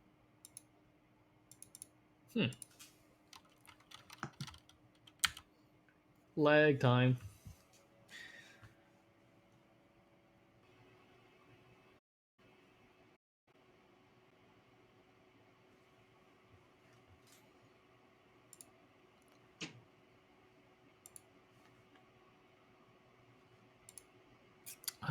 Yeah, one sec. Gotta go to Opus Magnum tournament folder. This from unverified results to full results. And put that into week 8 ACG. It's on the folder if you were looking for it.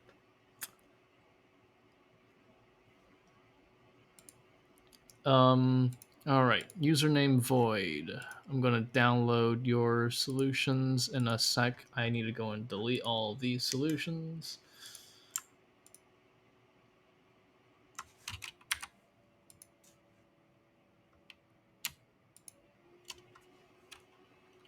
I'm looking at past tournaments, and I am corrected in that I got third place more often than I could recall, and so let's see, I got third in cycles cost on the computation puzzle cycles cost. I got third cycles cost on the production puzzle. No, wait, no. Was it the production puzzle? Week 6 is no, that was Miraculous Auto Salt. I got second in some. Where did shoot? I lost it. Where was that? That surprised me. But this was the 2019 tournament, which is forever ago. Shoot, I just had it here. Where did it go?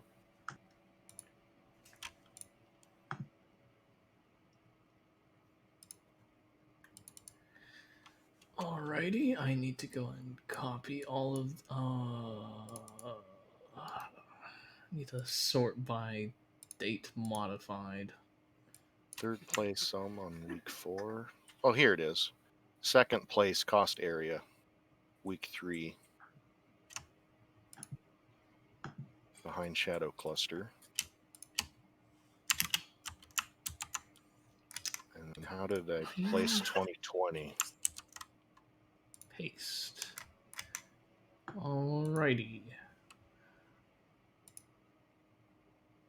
Time to see if I can relaunch Opus Magnum without it crashing.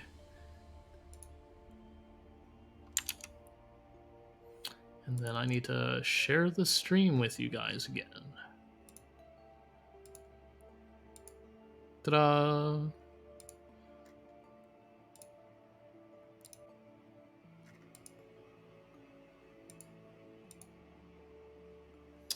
Alrighty. Oh yeah. Oh, that makes sense. That's right. The 2019 tournament had the 4 categories, and you picked 2, so it made it easier to score higher because you weren't competing against everybody. Yeah, and you could even basically be me and have the biggest competition happen in the categories you don't submit to. Jinyu and Shadow Cluster and Pentapig all competing in the area and the cost,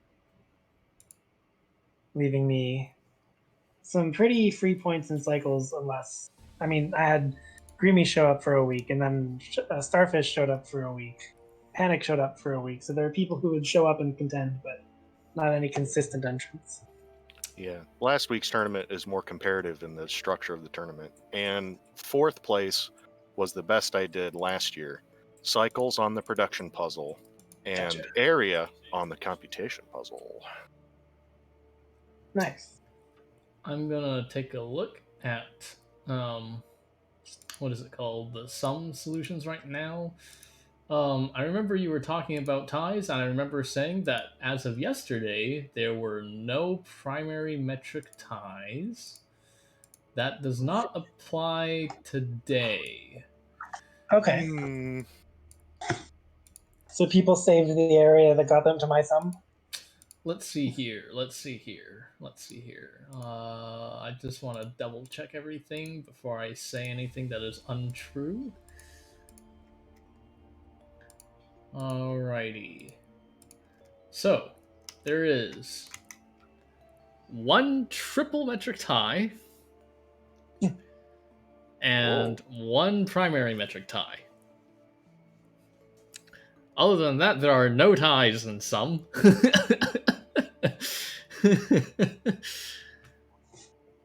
Pretty surprising. I'm curious what the solutions look like. And I suppose that's just a matter of waiting seconds, literally seconds, to get started. Alrighty. Coming up first. Oh, now it's upside down?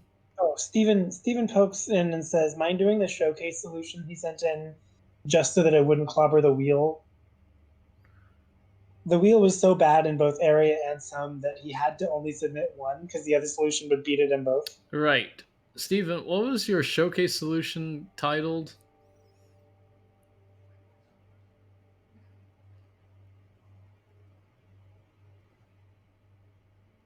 For some reason, I only see 3 showcase? That's not right. One sec. Let me take a look. I'm pretty sure I got more than 3 showcase. Yeah, I have 5 showcase solutions, but only 3 show up for some reason.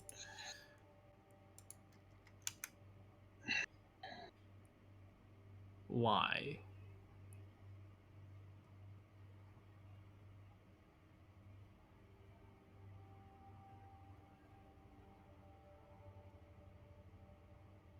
Oh.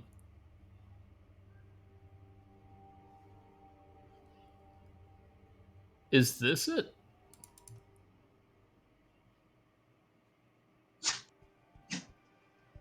I think it's min area that you titled it, not min cost. Yeah, you titled this min area and not min This cost. is it.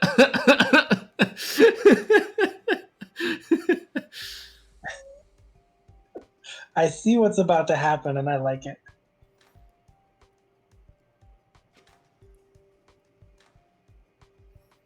Alright, so this is Steven's showcase solution. Oh, it's conditional as well. Unnecessary conditionals. Wait, this is half of... Oh. Right. Okay, yeah, that makes sense, because to make one output, you need 8 A inputs? lot of duplicating. You need...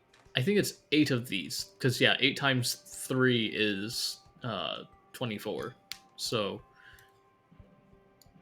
Here's your... Why is it in the order it's in? You skipped the... Okay, I guess it has to do one edge and then the other edge and then the corner. There you go. Yeah, ADG is possible if you don't use an unbonder, but Steven also wanted to only use the bad input.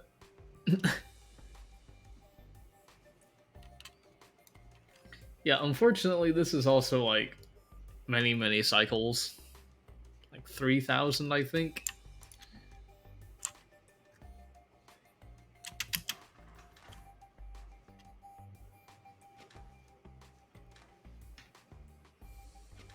This is actually non-scoring because the cycles of this is It's non-scoring because he had to mark it specifically as non-scoring oh because it would right, beat his wheel solve. right. Yeah, He opted to put the 7,000 gold, 4,400 area, 1,000 cycle rolling wheel in for both categories so that it wouldn't be beaten. yeah.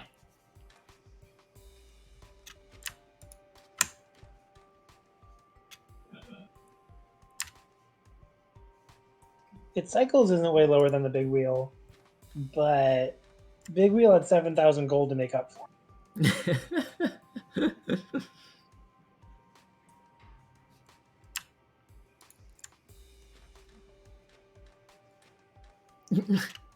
The Zorflax said that you could get under 420 area. Yeah, Steven learned from his mistakes last week and stopped trying to get a good score. Stopped accidentally getting a good score. Scoring solution in as showcase. So many conditionals. It takes so long because it's doing nothing. It's because it's half T and not 1T.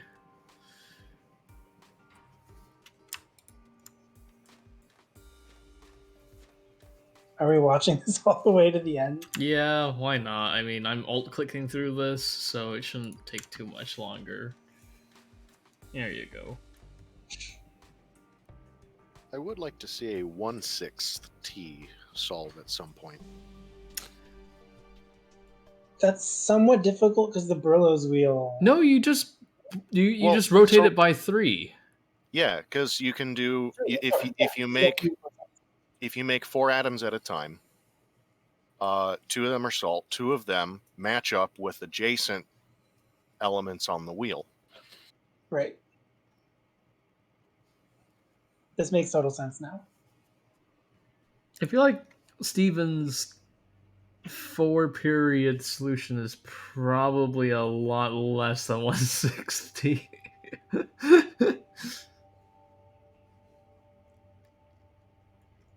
Well, anyway.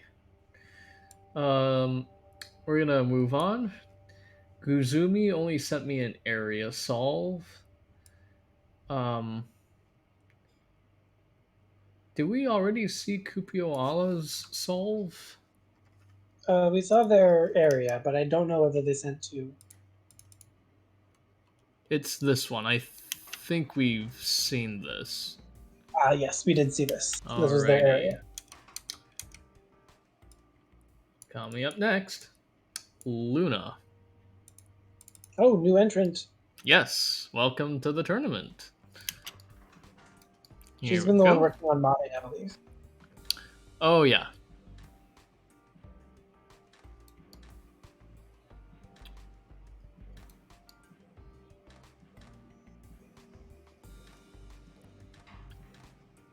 Building way away from the actual ring. Indeed. Let's see here. Arm 5 is only got like one job. And Arm 6 has a really long track loop. These are mostly to solve the problem of I can get 2/3 of the way there, but then I have to start doing improv. So just scooch it over so that it doesn't crash into stuff and then bond it there. Mm-hmm.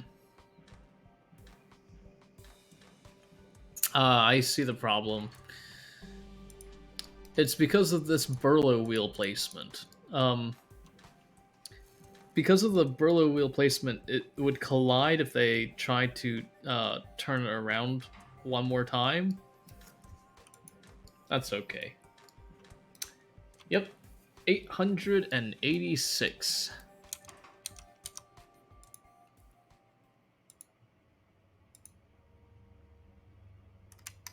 Yeah. I mean, there's things that we can do to improve the solution, but I'm going to be jumping down. Tinkerant. Tinker. Hello, Jasper is next.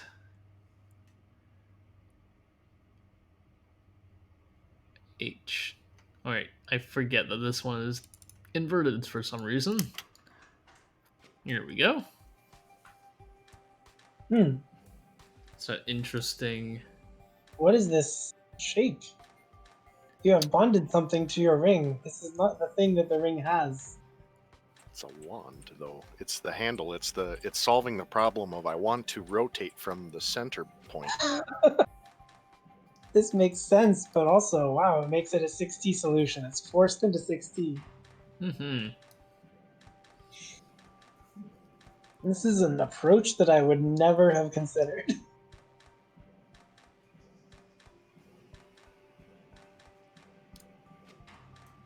What is Arm 1's job? Is it literally just to set up the initial handle? Does it do nothing in steady think state? so. I didn't see it do anything afterwards.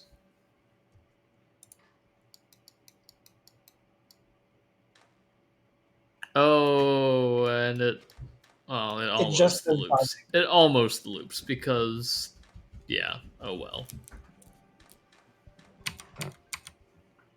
Alrighty. Coming up next. Now a 743 some. Yes, 743. We have Communist Mountain up next with a very, very interesting number.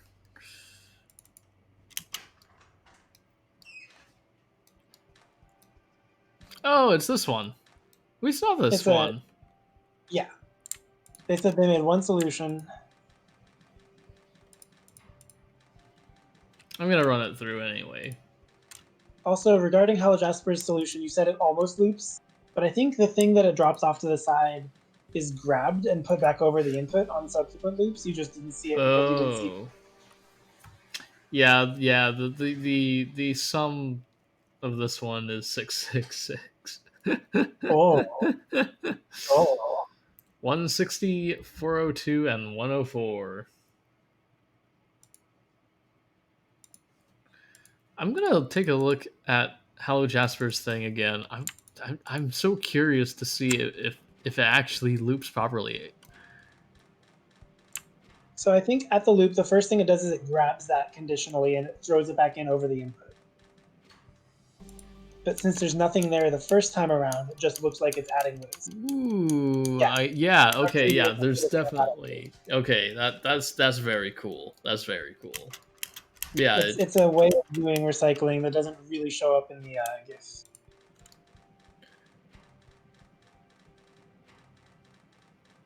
we'll just quickly watch that happen because this is all click speed. Practicing up on their conditional logic for the week 9 computational puzzle. And then it's... Oh, wait, it's not throwing it back in over the input. It's building a waste chaining. Ah. Yeah, okay. Oh, well. Also valid. Yep. I assumed something differently. Alrighty. Coming up next. Rich 27. Good night, Steven. Oh, night, Steven.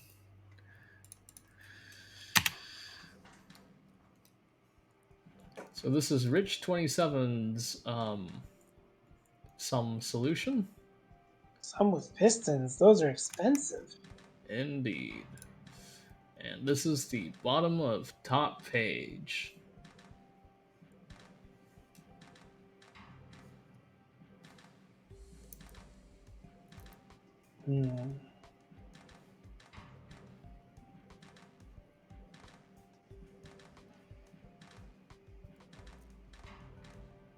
It's a very, very spinny Burlow wheel.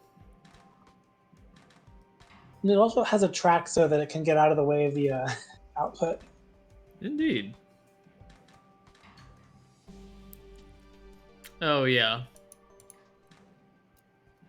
Rich 27 requests this be shown. Oh, interesting. Oh wait, no. Area as well. Oh, lol.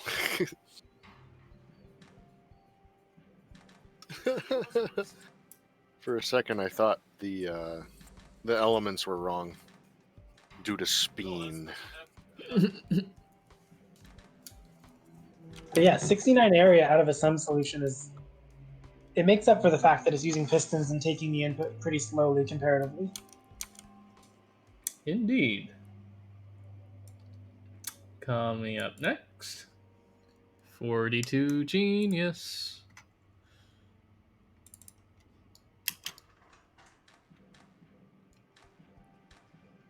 Ooh, that's smooth. Yep, some big Nice rotates though. Only one bonder though, doing this whole thing with the minimal bonding glyphs count. Mm-hmm. And also the minimal duplication glyph count. Since it's sliding it twice, it gets to run it past the duplication without needing two different duplicators.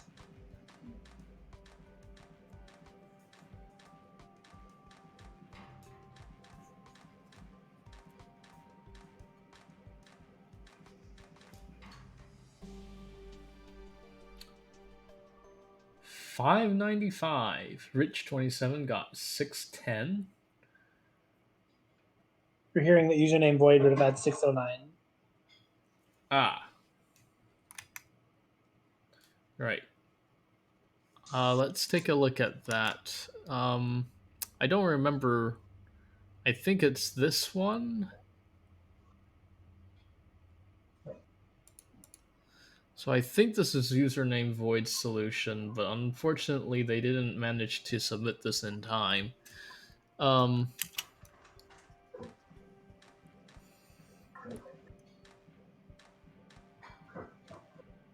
That's okay.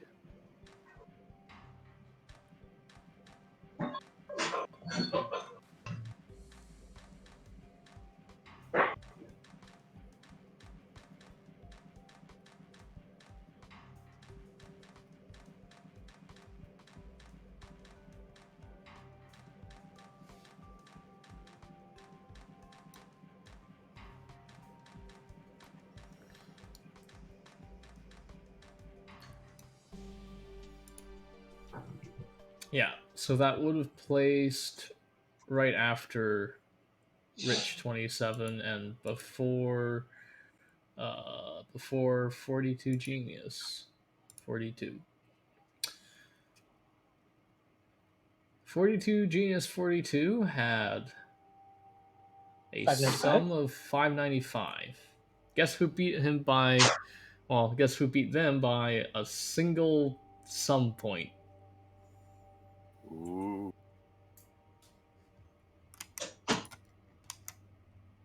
Ooms. RPO. Oh. Welcome back after your long hiatus. Using the three input. Mm-hmm. Oh wow, using a Swag. debonder in both inputs. Swag indeed. So I looked during the last hour before the deadline at a solution that built 4 atoms in this way. Didn't find anything better. But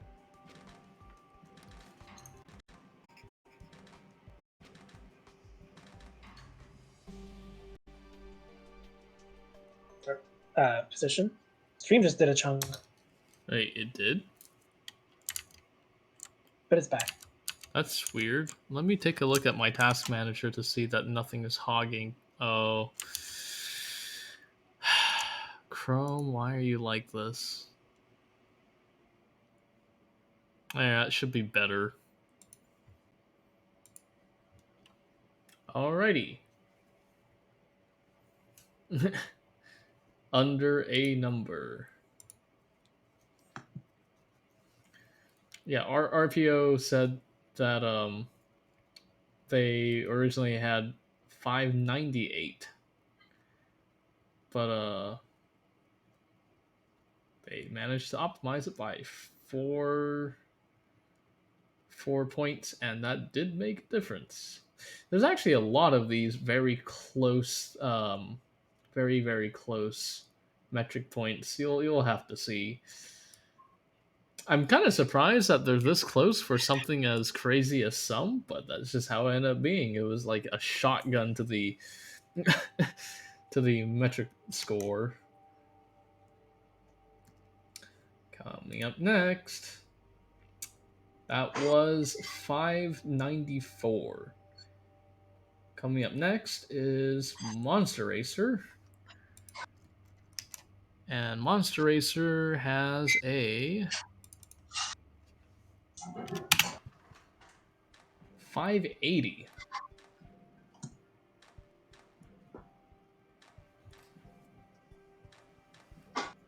More pistons. What is this? It's Piston World. We're just living in it. Mm-hmm. Just gonna have to get used to it. Oh, that little wiggle on the input to keep it from being crashed is good. The last rotate does a little wiggle wiggle. Hint, hint, that is something you can do for week 9.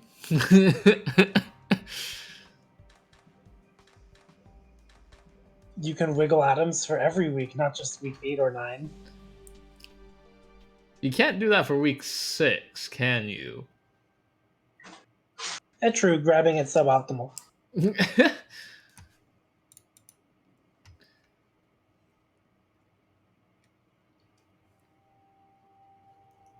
Monster Racer 580.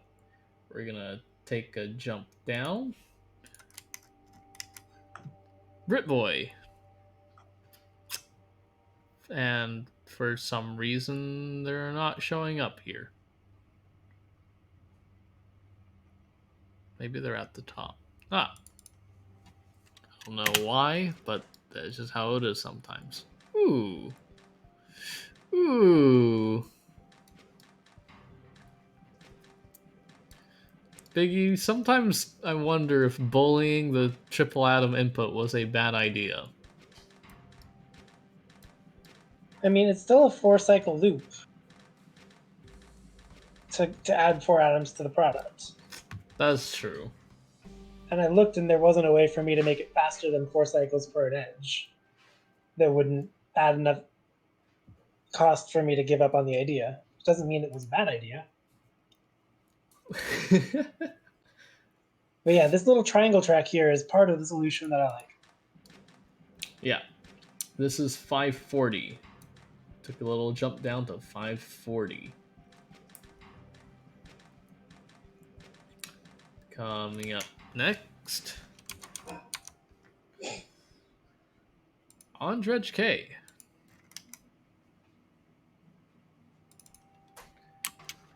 And this one is at Ooh. 524.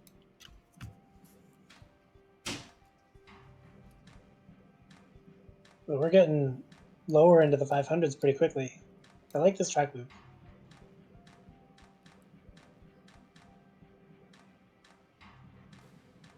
I like it Nice too. at the end.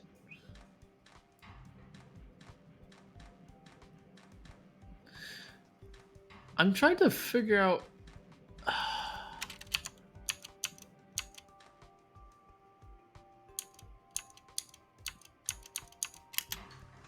I was wondering if it really needed 2 bonders there, but I don't know. I guess it was to save on some other things. Probably cycles, yeah, because bonders are cheap.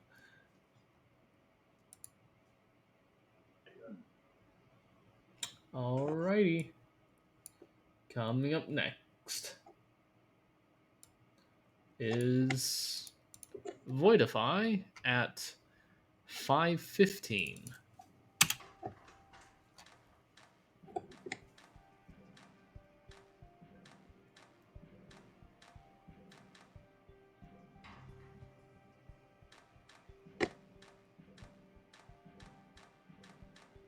This is actually this is going to be the last of our 500 solutions. All right.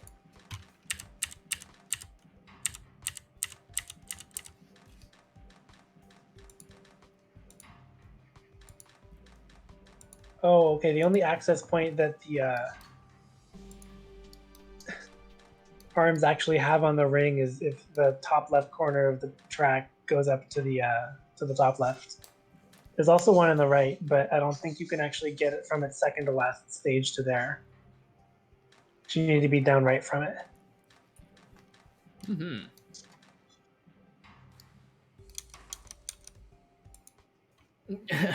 500 solutions. I meant 500 some solutions. Yeah, 500 some scoring solutions. Because our next one, Um, after Voidify, let me mark this as which place are one. we in, by the way? We are still pretty far away from 10th place. We're on top page, but it's very dense. Gotcha. Um, With that giant tie that I know is happening. I have a quick question for you. What? What place do you think has the triple metric tie? I don't know. 8th. Actually, I already posted the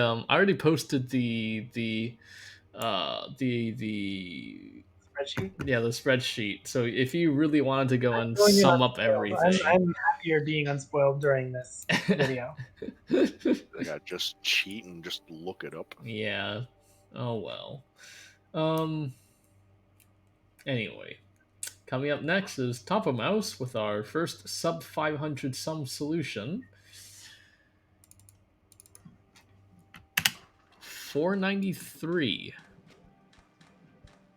And here's another one of the building things in J-shaped 4 atom pieces.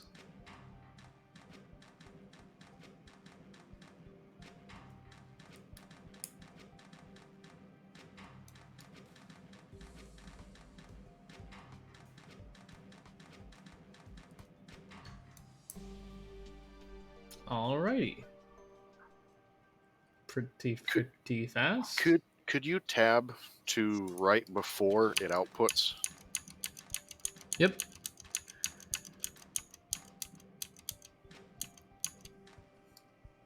Oh, okay. It was waiting for the Van Berlo to move. Okay. I was wondering why it paused right before outputting. Ah. Yeah. Alrighty. Coming up next is Tweedledee. 485. Yeah, Tweedledees had their some spoiled in the solution name for a bit. Mm-hmm.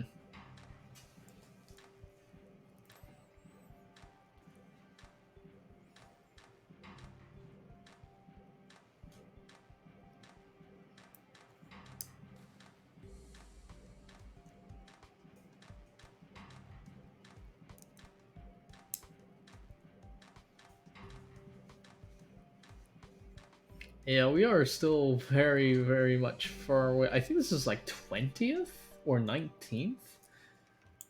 We're still pretty far away.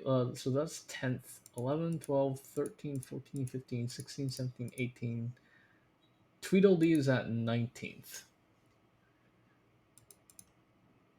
Coming up next, Brother Mojo.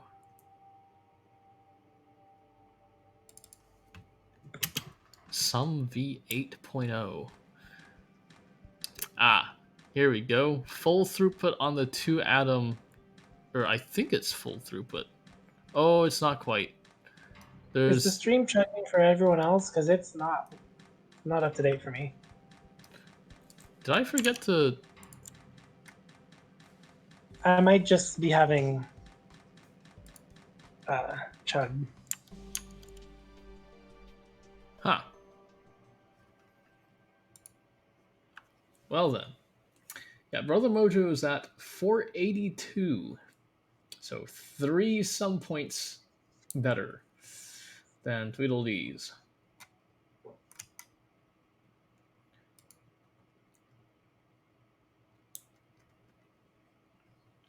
For those who are worried about placing in some, yeah, some is very, very interesting.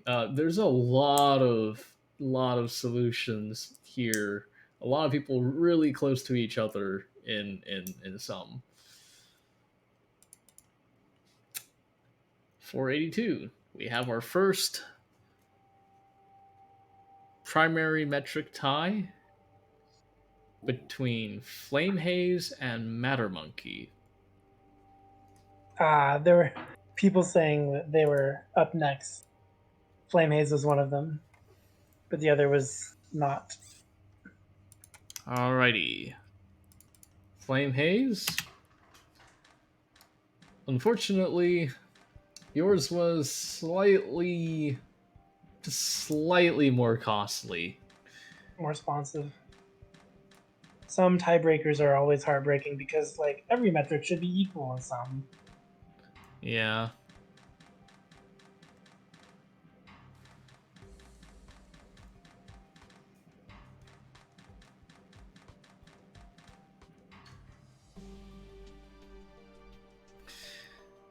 Flame Haze is at 210.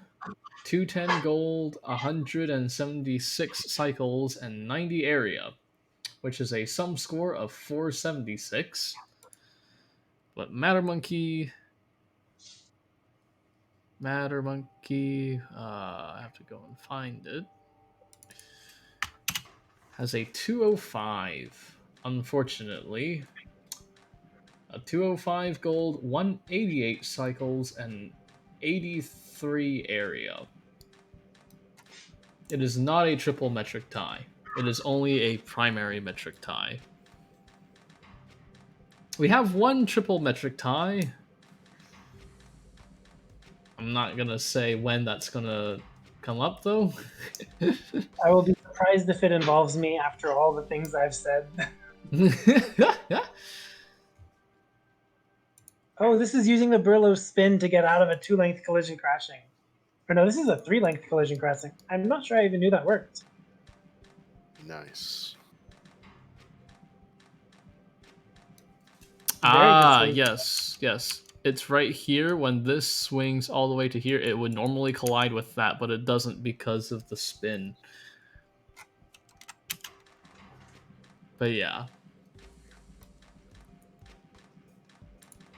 Here we go. Matter Monkey just barely edges out Flame Haze in a 5 gold tiebreaker, unfortunately.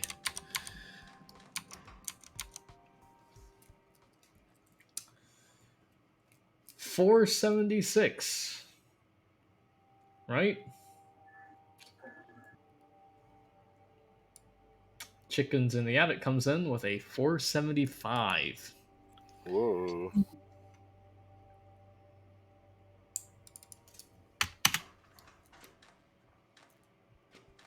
Ooh, nice hex arm usage there. That's what you'd like to see in some. They do a lot of work for how much they cost.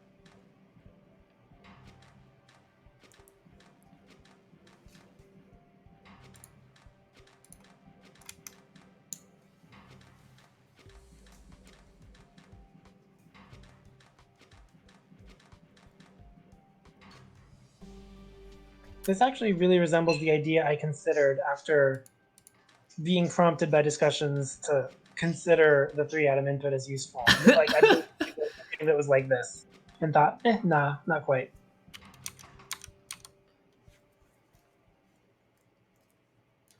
The hex also leaves the input suppressed.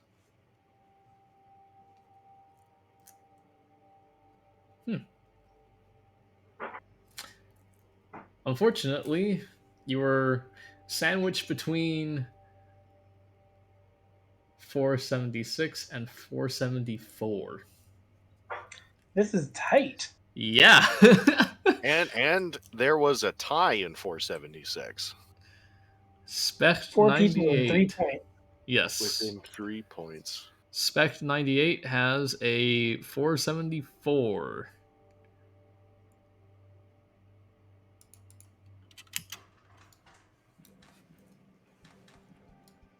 Also another hex arm. Very different hex arm. Wow. 2 rotations. That looks really cool. I like the simplicity of Surprising to this. get a good film with this sort of an area. So some is actually SGC, so it's some gold cycles.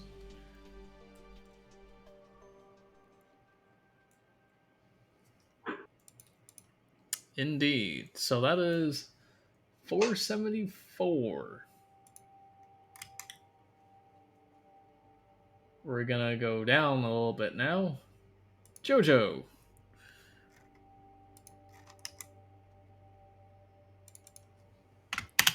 Jojo is at 466. So 8 some points better. Yeah, this is some is very, very tight. Wiggling. There's a bit of a party going on when there's a little downtime. It was mentioned that the best thing for some is for arms to be always using instructions, so just wiggle when you don't have anything to do.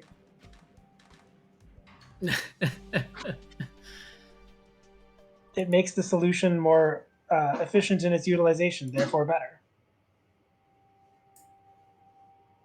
Coming up next. Coming up next is Madmaster 5000. Madmaster 5000 has a 455. So 11 some points better than Jojo. What is all of this using both of the inputs happening?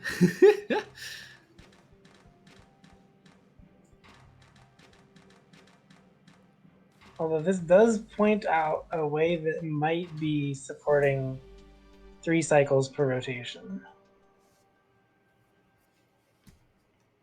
So we are at 12th place. And we are at 455. 11th place is probably going to come as a major upset to most people.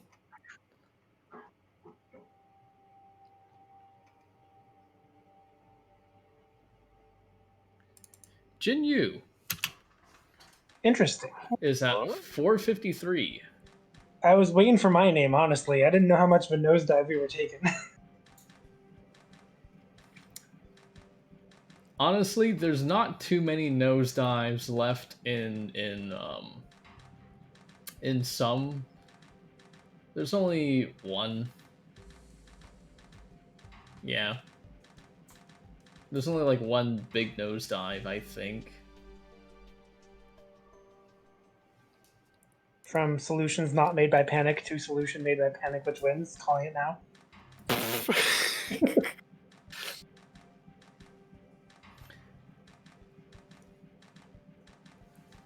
Yeah, some gets very tight. It's very interesting. There's very, very few ties. There's a lot of people really, really, really close to each other. OMG, It's Abyss actually sent me a 451 before they improved upon it. OMG, It's Abyss. Unfortunately, while improving the sum did improve your metric score, it did not change your placement score. You are 10th place. Congratulations. Top 10. With a sum score of 444. Ooh. Oh, I like the 6 cycle loop with the pivots. That lets it be really cheap. Mm-hmm. Mm-hmm. Ooh. And it's also pretty low area too, which is convenient. And it's So special really the only thing cases here is out. cycles. Yeah, special cases out the last input.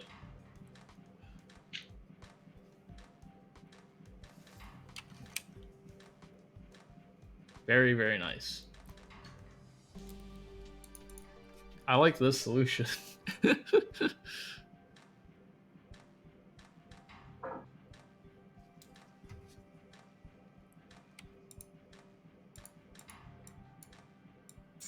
Coming up next is our... I think this is really the remaining, like, somewhat large drop. It's not even that big of a drop, actually. I guess if this is considered a large drop, I have to say there's another drop after this, but it's not. Nah, whatever. Just give us the name, man. Zorflax. Oh, Congratulations on 9th place.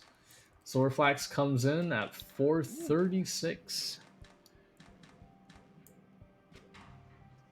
That's good. let's see, this is also an 8-cycle loop per 4 atoms. So I'm viewing the fact that you're getting 4 atoms at a time, whether you're taking the small input twice or you're taking both inputs and forced to use a debonder, as like an argument for take the small input twice. It's only worth it to use both inputs if you are getting faster than 4 cycles an edge. Oh wait, it's kind of a 7-cycle loop? Did I miss something? It's a 5 and then a 3 between arms 3 and 4 performing the same action.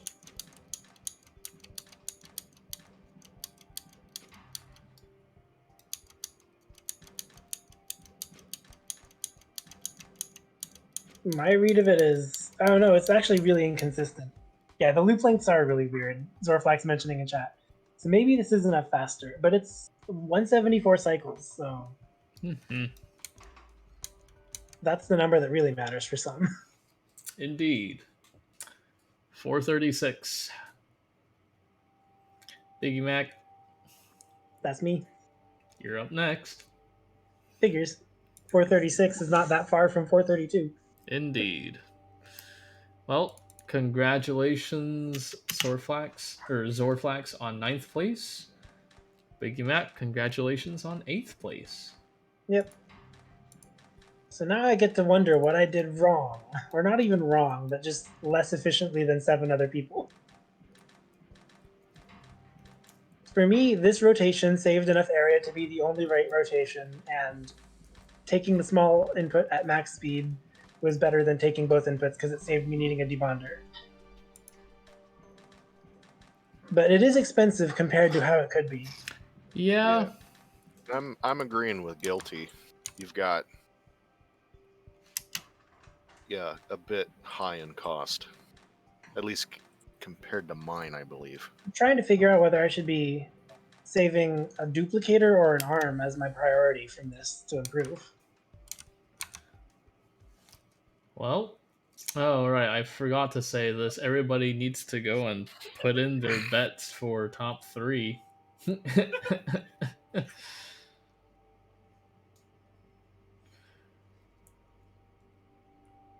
I think with this I remain probably over 8 points, unless the top metric score is like ridiculously low, like low 300s.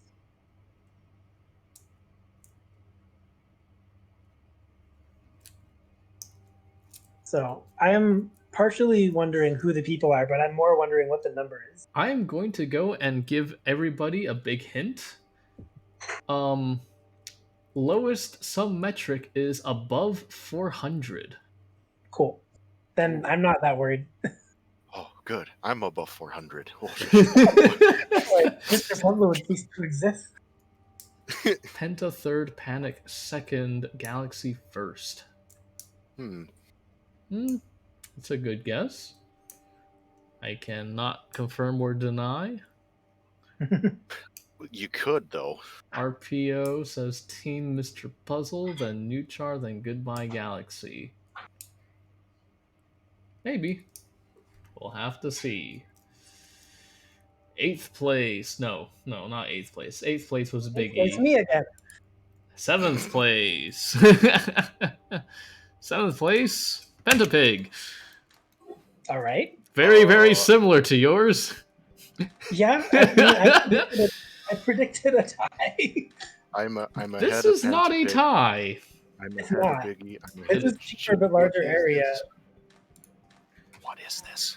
So this Oh, it's is. because it pivots on the right. Duh, you can use one more cycle to pivot. Mm-hmm. There's the thing I was wondering about and missing, but yeah. 431. Wow. Just 1 point better. Oh, okay. Oof.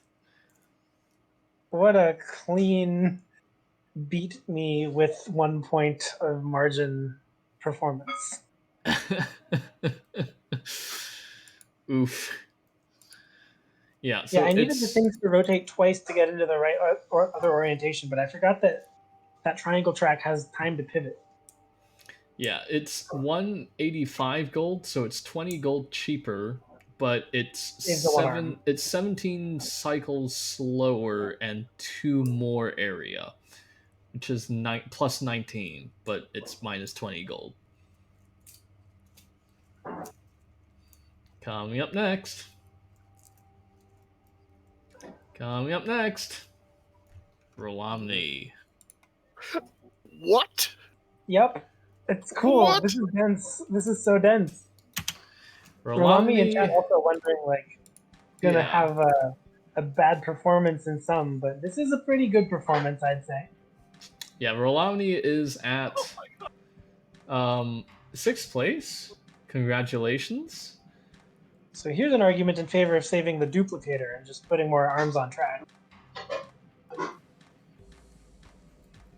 Because this is a one duplicator compared to Pen to Pigs and mine that were both two duplicators. Indeed. Full throughput, I believe? No, not quite. There's No, a there's a little hitch at the end. pause. Yeah. And it's 2T because arm positions Arms 1 and swap. 2 exchange places. Alrighty. So Rolomni is at 425. Congratulations again on 6th place. Remember how I said there was one triple metric tie? And Rolami was in it?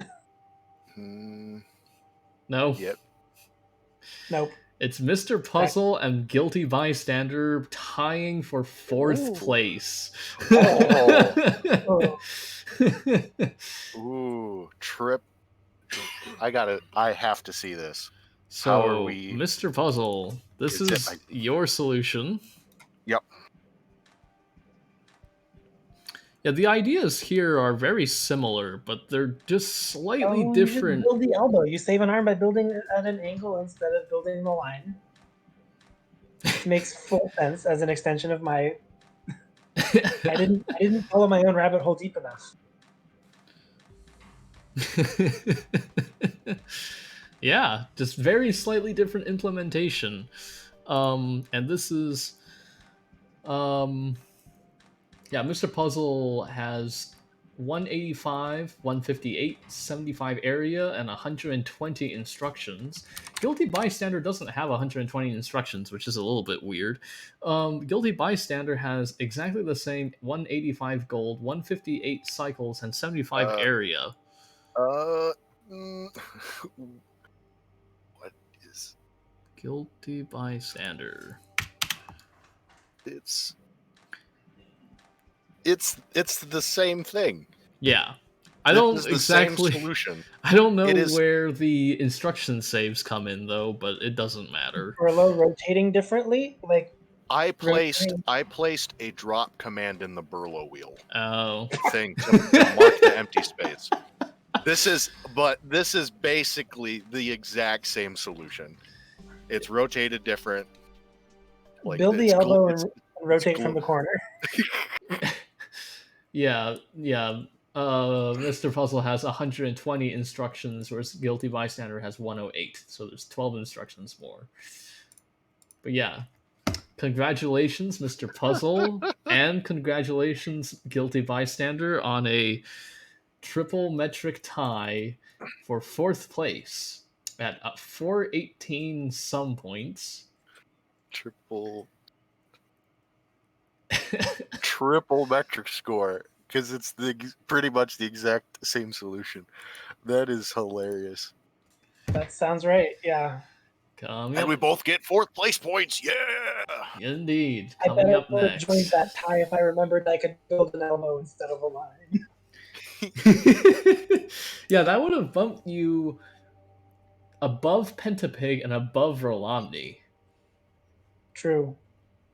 That's And actually the most meaningful, besides also getting through Jinyu, but Jinyu was before this. yeah. Because that's the 4 people at the top. Mm-hmm. Yeah.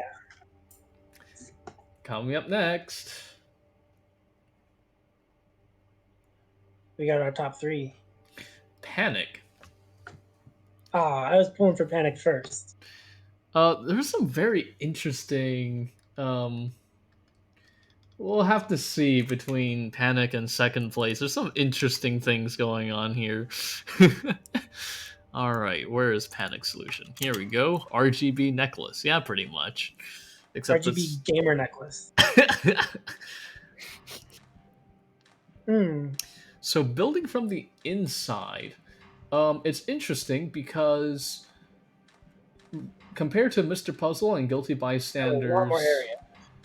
it's not actually that much more area. It's only 11 more area, but it saves on 11 cycles, and it saves on 5 gold from less track usage. Yeah, because I had the darndest. I tried to build from the inside so hard, but there's just not enough room.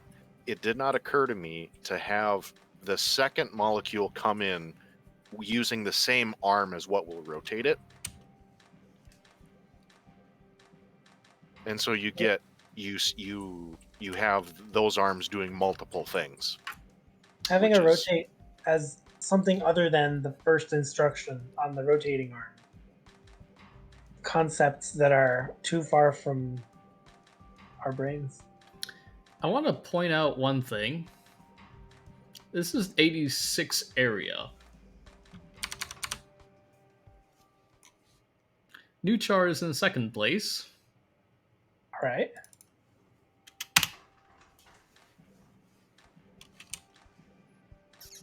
Is it the same solution but with a better reset on one of the arms? It's at 84 area. I'm not entirely sure how this is 2 area less, but it was just barely enough to land him into second place. Congrats to Nushar on first and second this week, by the way. absolutely hitting it out of the park. That's a very good performance this week. And also Mr. Puzzle with a really good performance this week. Yeah, I felt good, but like that means nothing because there's so many times where I've like, yeah, I did really good, and coming in 10th place, and it's like, oh, Let me people- take a look at Panic's solution again. I just want to double check. Yeah, it's the triple arm reset here.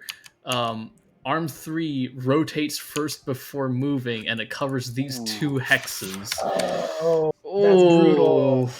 Wait, does Nuchar not use reset instructions? Nuchar, let's see here. Oh, he doesn't. He codes reset manually. Yeah, that single True gamer. move before rotate saves on those 2 area, and that was the difference between third and second place. Oof. Wow.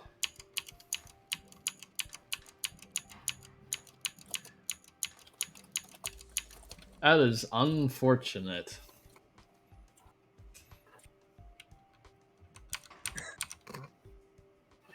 Type C in chat for oof. First C is place. the reset instruction for QWERTY, right? Yeah. First place. Here's the fun thing. Nuchar is at 411. Okay. Goodbye, Galaxy. Congratulations on first place with 410. Nice. That's amazing. Where is... here we go. This Combining is the that. layout we haven't seen before. But it's it's combining a lot of the good stuff from previous things. It's the arms are doing a lot of the work.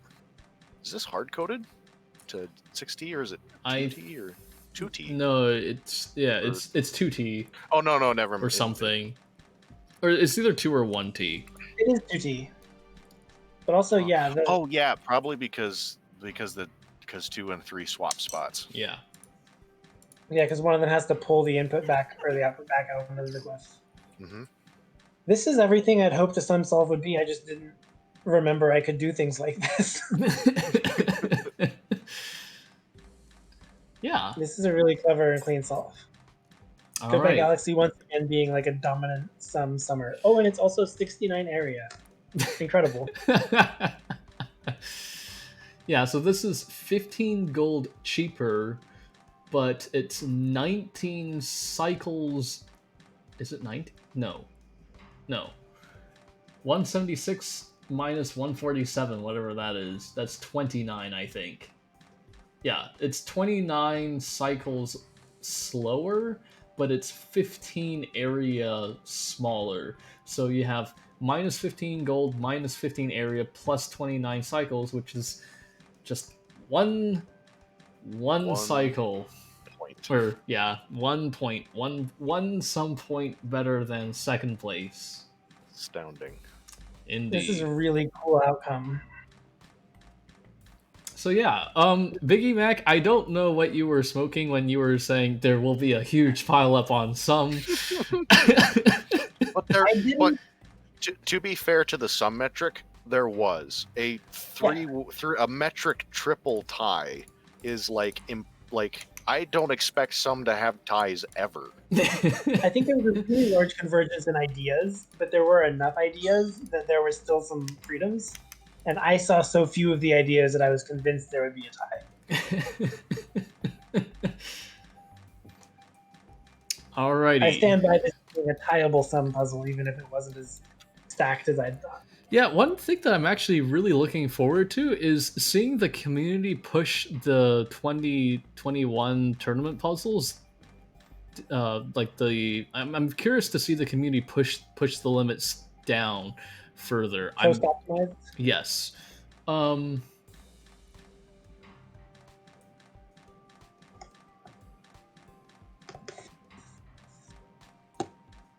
up a second.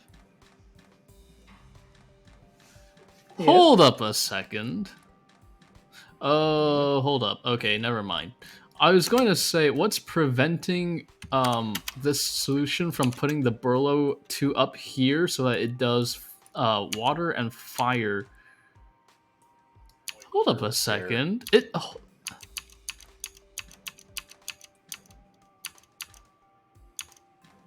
But that doesn't cover area very nicely. Did he hit 2?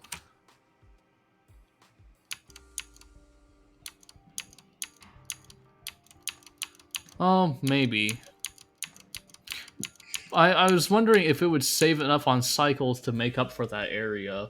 Goodbye Galaxy says it doesn't work. It crashes. Oh wait, That's a shame. they tried and tried and tried. Okay. Alright, well, I'll take your word for it then. That's unfortunate. We still got username voids area solve and then my throughput solve, which I really want to show because it's the answer to the question people have been asking: what's the use of the 3-atom input? Right. Brookie, I don't believe the first place finisher of sum. I think you should tinker with that a little bit more to try and move that Burlow up. Yeah, well, congratulations, Goodbye Galaxy, on first place. And fantastic finish there. Indeed. I don't remember if I said this, but congratulations, Nuchar, on second place as well, and congratulations, Panic, on third place. Mr. Puzzle and Guilty Bystander on a fourth place triple metric tie. Woo. Usually when I see triple metric ties, I usually don't expect them to be that high up, but hey, that's what it is. Alright, showcase solutions. I don't remember some of these solutions. I believe this is username voids. I believe this is username voids area solve. I'm not entirely sure. I'm going to double check. It's only one arm. This is going to take ages. Yeah, this is like 2,700 cycles, and it does a single arm construction of all of this. Okay, yeah, username void confirmed. Yes. So this is username voids, non-scoring um, area solution.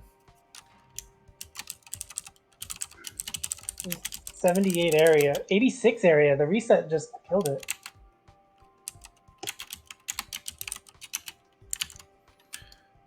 Oof. Is it that swing there? Yeah, it takes up a lot more area than it looked like. It was living in that footprint, and then it just wrecked it.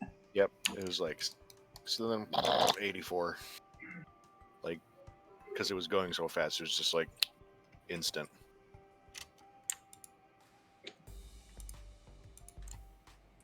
Well, I don't know that we should watch this one all the way to the end, just because it's.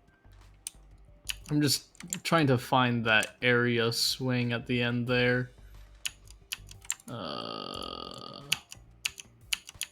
think it's partially because it needs a bond made on no. a direction. Yep. Oh, it's just pushing. Ugh. Yeah, and it could not move it down there because there's a debonder down here to get that bond. That's really unfortunate.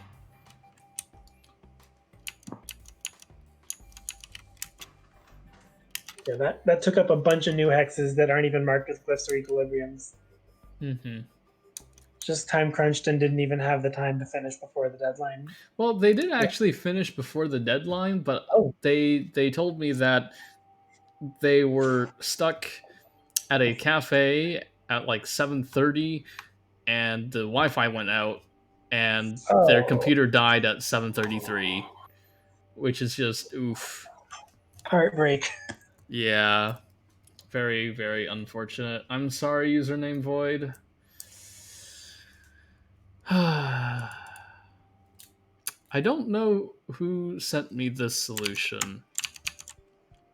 Oh, this was the one that was 70, but then it wasn't 70 in the submission. I think this was Rich. This is just Rich's area solved without the extra spinning at the end. I believe this is 64 then.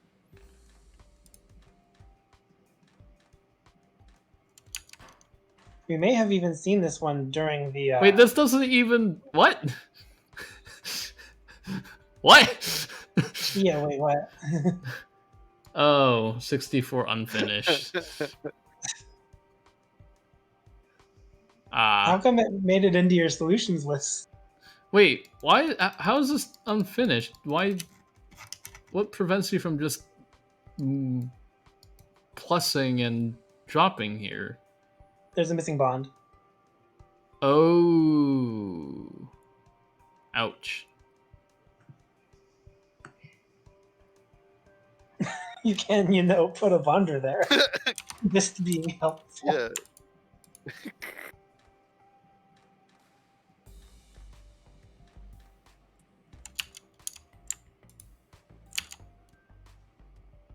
Oh, it's down here. Yep, but it'll boom, and then just track move. And then... But then that works if you just press plus on both of the pieces. And then drop. That's literally the missing piece. And then use reset. Because that You can see Rich dying inside in chat. Is this not it? Like I'm like... Oh.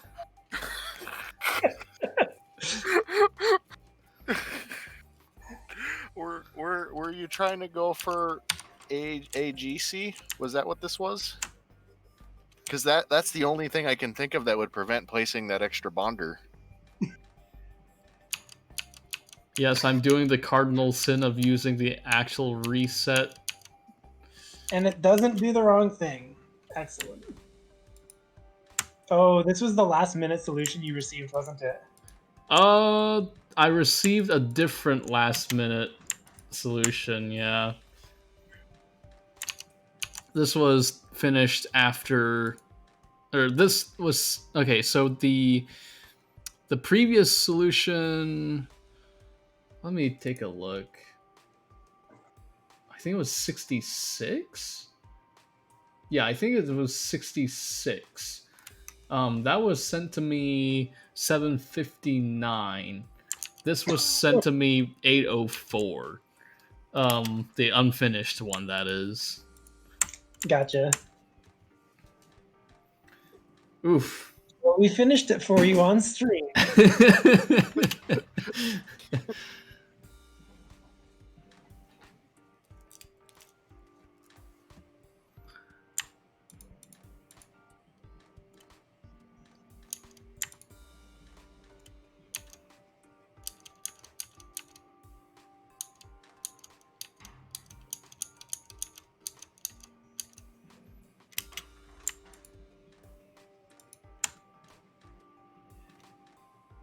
Yeah, I'll just finish this real quick. It's not that bad.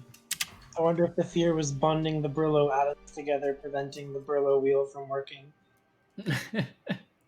I know it's not that. That'd be a wild mod. Sorry, you can't do that. You can't bond Van Berlo wheel atoms together. Crash. Crunch. Alrighty, now moving on to actual showcase solutions. I'm sorry, unless you actually put your name in here, it's gonna be really hard for me to tell who did what. 3 people sent me showcase solutions that were literally like elemental jewel setting dash OM 2021 dash 11. I don't know what it is about specifically the number 11, but 3 people sent me that specific solution file. um Alrighty. Yeah. Well, they might rename their submissions so it's the actual submissions are -1 and -2. I do a similar thing, but my showcase solutions start at 10. I don't know reason. whose showcase this is. I remember saying something along the lines of, yeah, if you're gonna send me a showcase solution, please put your name in the description thingy. But yeah, I'm not sure what. Oh, this is area instructions. That's what I was seeing. Ooh. okay, so this is Rolomni's. This is 1/6 T. It is your 1/6 T 60 Yes. area solution. The 1/6 I was looking for. Unfortunately, not min area, so can't get into the leaderboards. But Still pretty cool. I was looking at this and I saw 36I and I thought it was 361 every time I looked at it. And I was thinking, wait, it's in the sun category and it says 361. That means my sun was further from min than I thought. But it seemed impossible. Instead, it's 36I, and then this makes much more sense.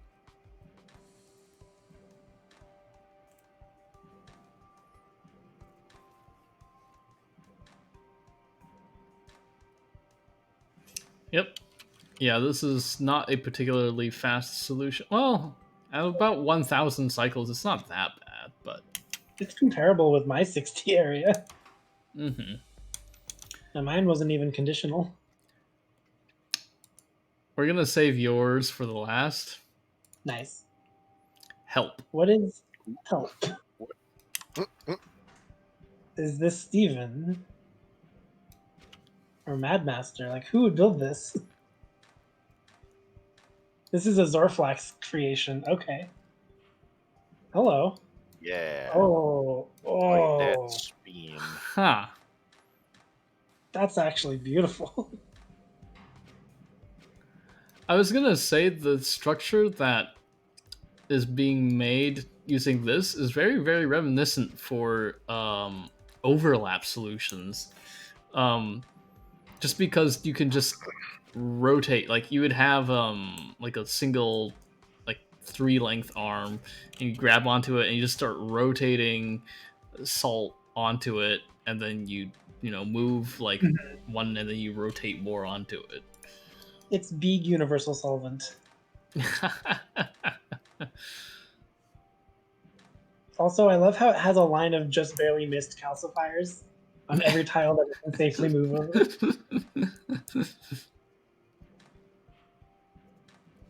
Very cool. Very cool. Yeah, the 6-arm pivot is just that right there is pretty Actually, beautiful. pretty sure it was Zorflax. There's a rust to silvered mirror puzzle in the workshop, and Zorflax has a really cool 6-arm pivoting solution to that like takes a Y shape and it pivots it twice to the left and then twice to the right, and things duplicate. And it's also this sort of aesthetic, and I'm pretty sure it's a Zorflax solution. Yeah, that was mine. It says in chat. I like the little trapdoor elbow at the end when it gets. That I one. mean, it's kind of avoid running into that tree. Mm-hmm. Alrighty. Biggie Mac. My max throughput solution. Unfortunately, I don't have a screen big enough, or rather, I didn't configure my screen to be 4K. That's okay. We get to see the main idea here if you just watch it in motion.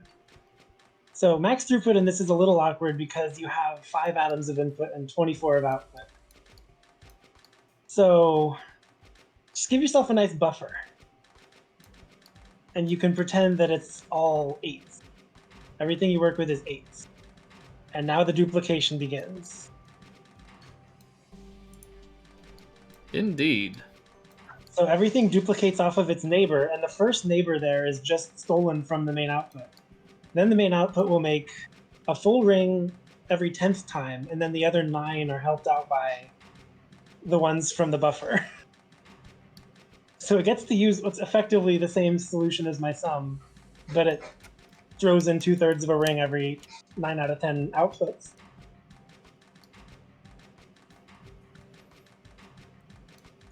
Yeah, I'm going to actually go and record this Sure. on the GIF, so it's a little bit easier to see, and also it's really cool. Yeah, that giant stick of 144 bonded atoms at the bottom. Actually, I think it's 152 because there's the initial neighbor. Yeah, so this No, is... it's no faster with more buffer because this is actually moving at the maximum speed. The inputs are being taken at the exact maximum rate, and the buffer is used in just the amount that it is needed so that it can be filled at the exact same rate it's used up. And this is creating 10 outputs every 96 cycles, which is max throughput based on input speed. Yeah. I'm going to see if I can upload this to the Discord. Oh no, it's too big. I can upload it to Discord, don't worry. I've got that nitro. Mm-hmm. Got to make sure I don't accidentally upload any of my week 9 solutions in the process. Yeah, that'd be good if you didn't. Of course. Alrighty. Module setting. There were a couple more showcase solutions, I think, that were a little bit weird. Ah, here it is. Communist Mountain sent me this one. I'm not entirely sure what it is.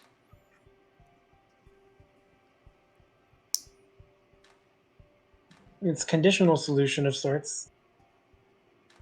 Maybe I area think instructions? this might be 60.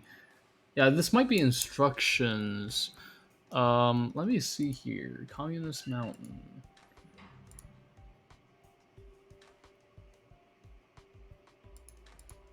Ah. Yes. This is 32 instructions. Yeah, 160, sorry. 1, 2, 3, 4. Okay, this is 8, 16, 24, 25, 26, 27, 28, 29, 30, 31, 32. So it's 4 instructions better than Rolamni's, but it's using a lot more area. Indeed. Rolomni's. Romney's was 36 instructions, but in only 60 areas. Yeah. Yeah, Rolomni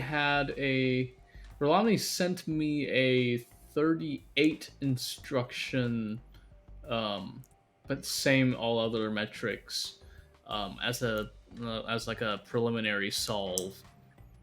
But yeah, they improved upon 2 instructions for the showcase. Very cool. Guilty Bystander says that they have some 31 instruction solutions. Yeah, I'll be interested in seeing a 3 or 4 instruction solve. I'm not entirely sure how you would go about this because of the output shape is kind of weird. I feel like it should be possible. I just don't know how you would do it. I'm having trouble imagining it because it's hard to do pivots or rotates in instructions, 3 or 4 instruction solve. And I cannot imagine the pain you would have to go through to turn to make a translation only solve for this puzzle. Ugh. All right. Well, I guess it's time to start wrapping up the stream. Unless I've missed something. Oh, yes. I need to do score compilation. Let me get on to that.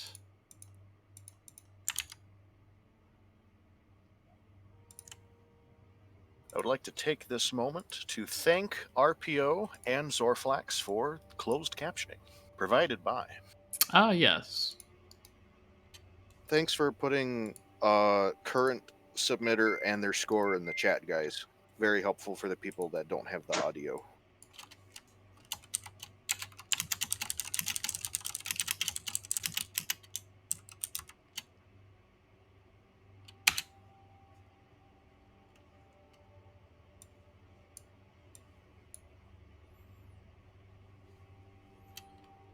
Alrighty. Full results SGC.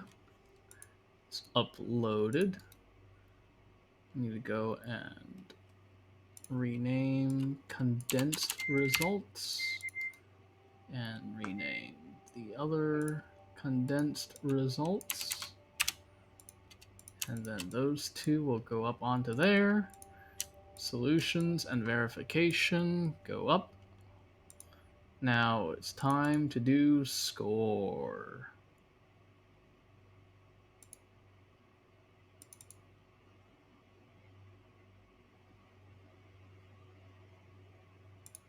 Oh. There we go.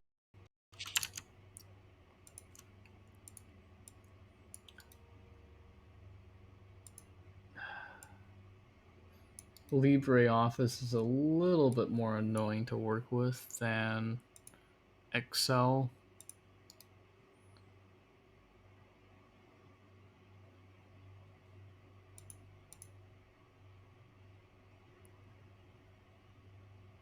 Sort.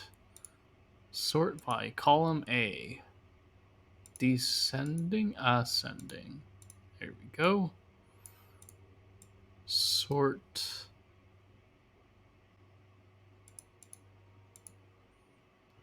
by column A, ascending. There we go. Gonna copy this over. Don't save. Alrighty. Let's see here. Names should completely match up. Just double checking.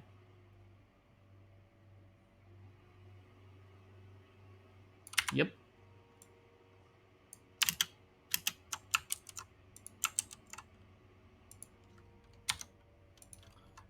Save.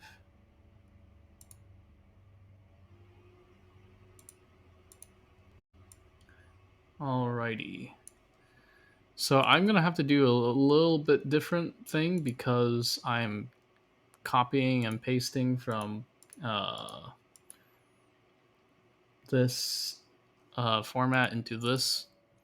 That should be fine. Sort range. Data has hetero. Sort by name A to Z. Boom. Alrighty.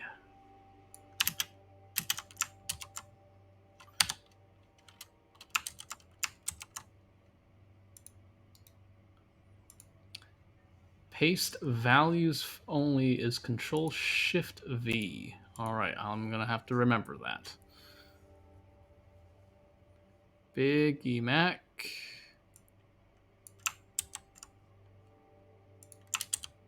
Whoops.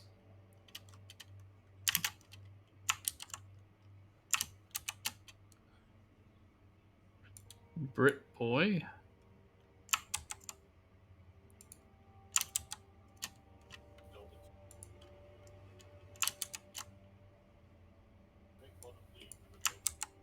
Brother Mojo.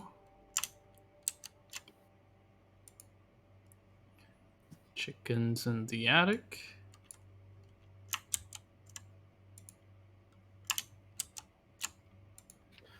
Communist Mountain.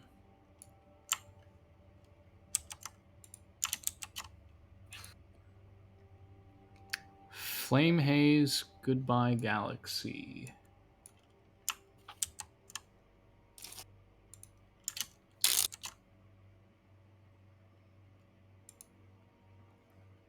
Guilty Bystander, Guzumi.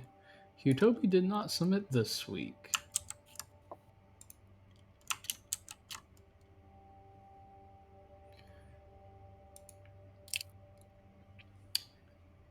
Hallow Jasper is a new entrant.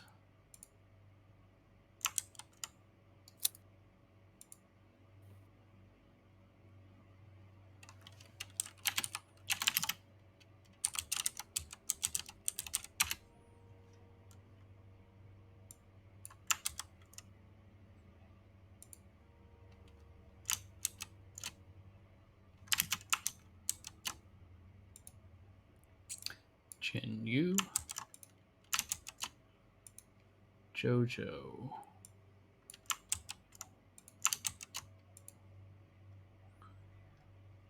Let's see here. Kupioala.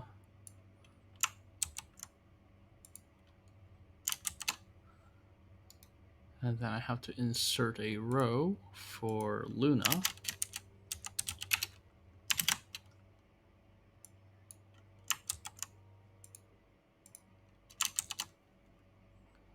Mad Master, Matter Monkey.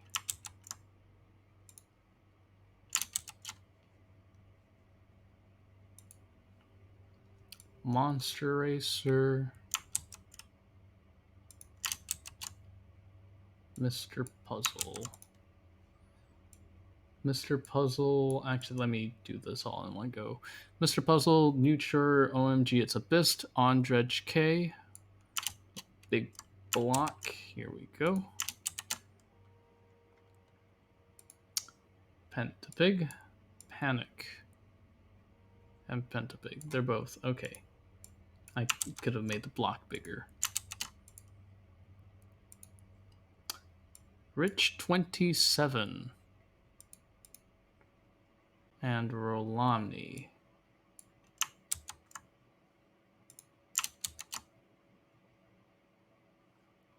RPO. Spec 98.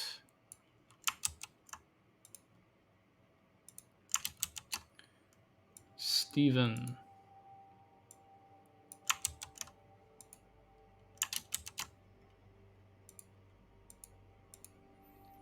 Topo Mouse, Tweedledee, Voidify.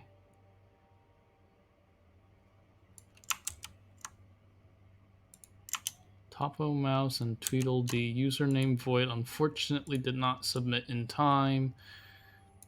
Voidify. and then Zorflax.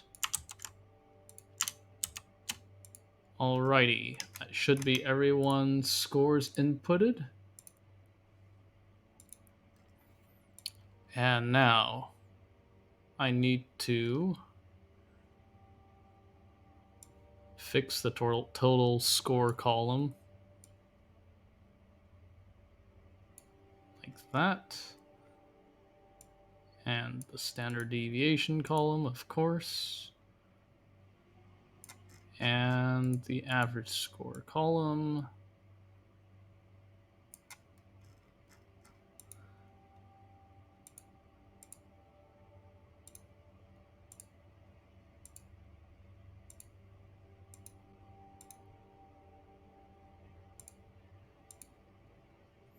Alrighty. Control A. Data. Sort range by total score from Z to A. Bam. First place. Rolomni. 147.009. Second place. Pentapig. 146.491. Third place, Jin Yu at 145.608. Did I say third or fourth? I meant third. Fourth place, Biggie Mac, 145.291. Fifth place, Mr. Puzzle at 135.337. Sixth place, Goodbye Galaxy at 131.981. Seventh place,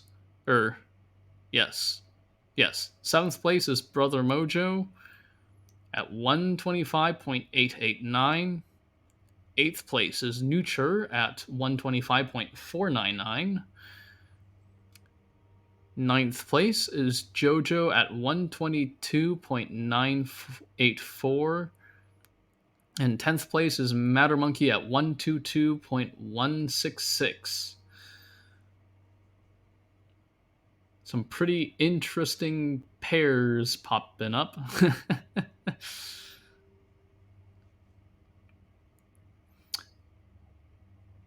Yeah, and 11th is OMG is a Beast. 12th is Spec98. Tweedledee is at 13th. Andrej K 14th. And 15th is Guzumi. Alrighty. Week 9 is already out.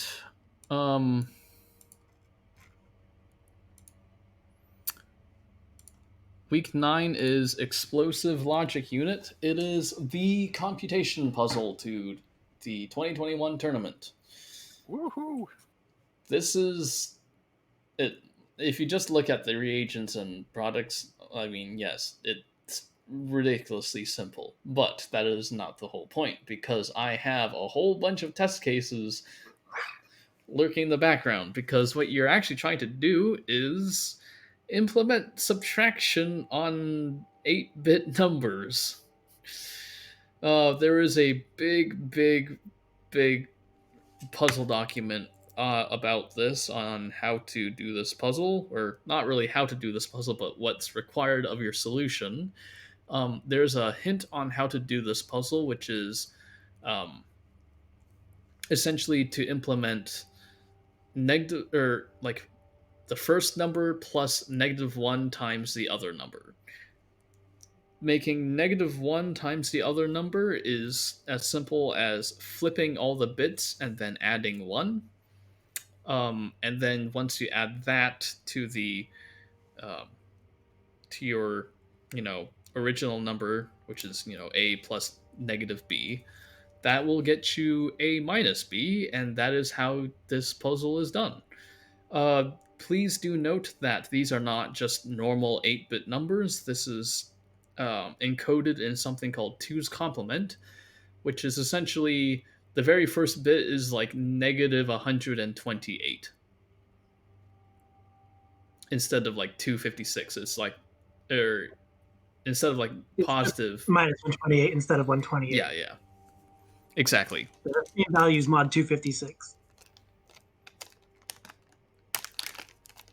I'm really excited to see what people do for week 9, and I'm also looking at the fact that I'm how many points behind first? Less than 2. Yeah. Given that one of the metrics is 10 free points, though, which also anyone who's only been submitting and wondering, like, can I get any real points here? You get 10 free points for submitting a solution, even if this isn't an optimized solution. The joys of computation puzzles. But Trying then to figure out again, whether I have a shot at the first place. yes, the metric is gold divided by 5 plus cycles plus area. The reason why I chose this metric is because, well, number one, Because I really screwed up when I made the metric. number one is because I didn't want an area metric because I didn't want a repeat of 2020 week 8, which was 30,000 instructions for some people. Let's implement a 6x6 lookup table in the instruction tray. That is exactly what happened. Yeah. To avoid chugging my computer for everything, well, for more like for some specific solves. That's why it's not area, and that's also kind of why it's not gold. We've got some, so you got to keep it balanced. Can't let cycles slack. So, yeah, that's why it's not gold and it's not area. I didn't want to do cycles because I felt like optimizing something like this for latency is eh. um yeah. Is challenging enough without making it a throughput. Yeah, I was actually thinking about doing throughput for this, but I think the main issue with doing throughput is that it I think it encourages too much parallelization, whereas Yeah, CPUs are more supposed to be like single threaded. Instruction one at a time. Yeah. If you had made this throughput, my solution would have just been, okay, let's see, this takes this long, so I'll make 500 of them, and now I can go at throughput rate. And that's not going to be fun for anybody. Yeah, more like a GPU than a CPU, but True, that's exactly what it would be. average Zachtronics player vibes. Yeah, I'm very glad it's some, and I'm also very glad I get this puzzle and I like it. Right, the reason why that it is gold divided by 5 instead of just straight up gold is because with gold, without the without the division in gold, a lot of some solutions tend towards very few arms, just because gold tends to balloon up the sum score. But if you put gold over 5, it makes gold less. It speeds things up. It makes it a lot more reasonable to use more machinery, because instead of like, oh man, if I want another arm, I've got to save like 20 of something from somewhere, and gee, can this arm even save 20 area or cycles or some combo? Like, it's a lot more reasonable to say, let's see, is it possible? Can I save Can I save more than 2 cycles by adding an arm? Maybe 4 because you're dividing by 5. But still. Right. Or like, I can save a single cycle if I have a track here. Well, that's an exact trade-off. Yeah. This trade-off has been interesting, although there are some points where I'm like, wait, I added a track and I lost an area for it, and so that's not usually a parity. Well, anyhow, yeah, this is a 2 weeks. Yes, you get 2 weeks for this. That's a very, very, very good point. Thank you for bringing that up. We are not here next week. Do not try to do this in 1 week. We're not doing two weeks.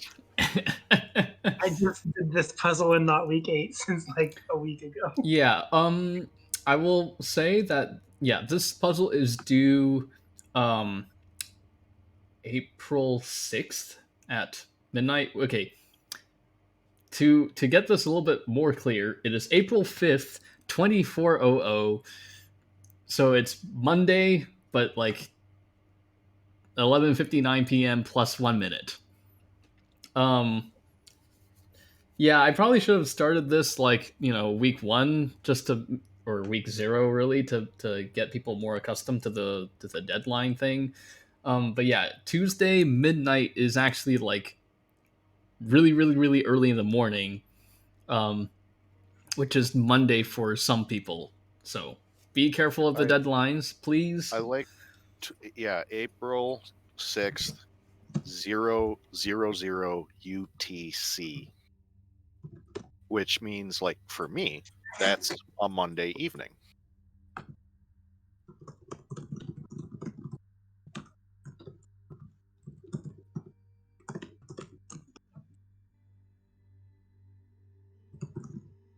Yeah, Genius 42 says that they'll be at a different location, and might not be able to watch. That's okay.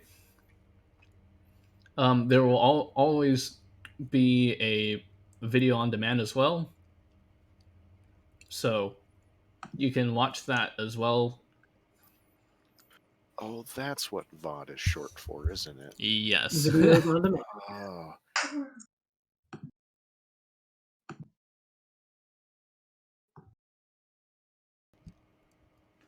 I'm gonna hop off the voice call. This has been a great video.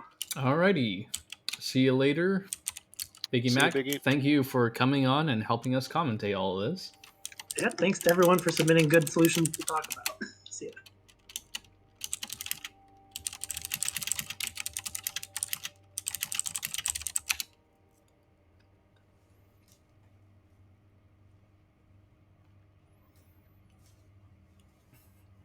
Yeah. So yeah, week 9 is only, you get 10 free points for submitting a solution that passes all test cases.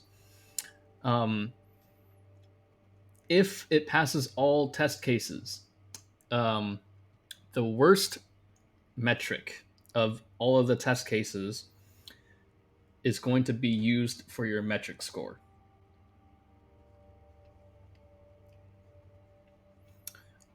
Yeah, all I really can say is please, please, please take a look at um, the puzzle document, because there's a lot of things there. And please message me if you have questions about it. I will try to answer within 24 hours of receiving the message. I do have to sleep, yes.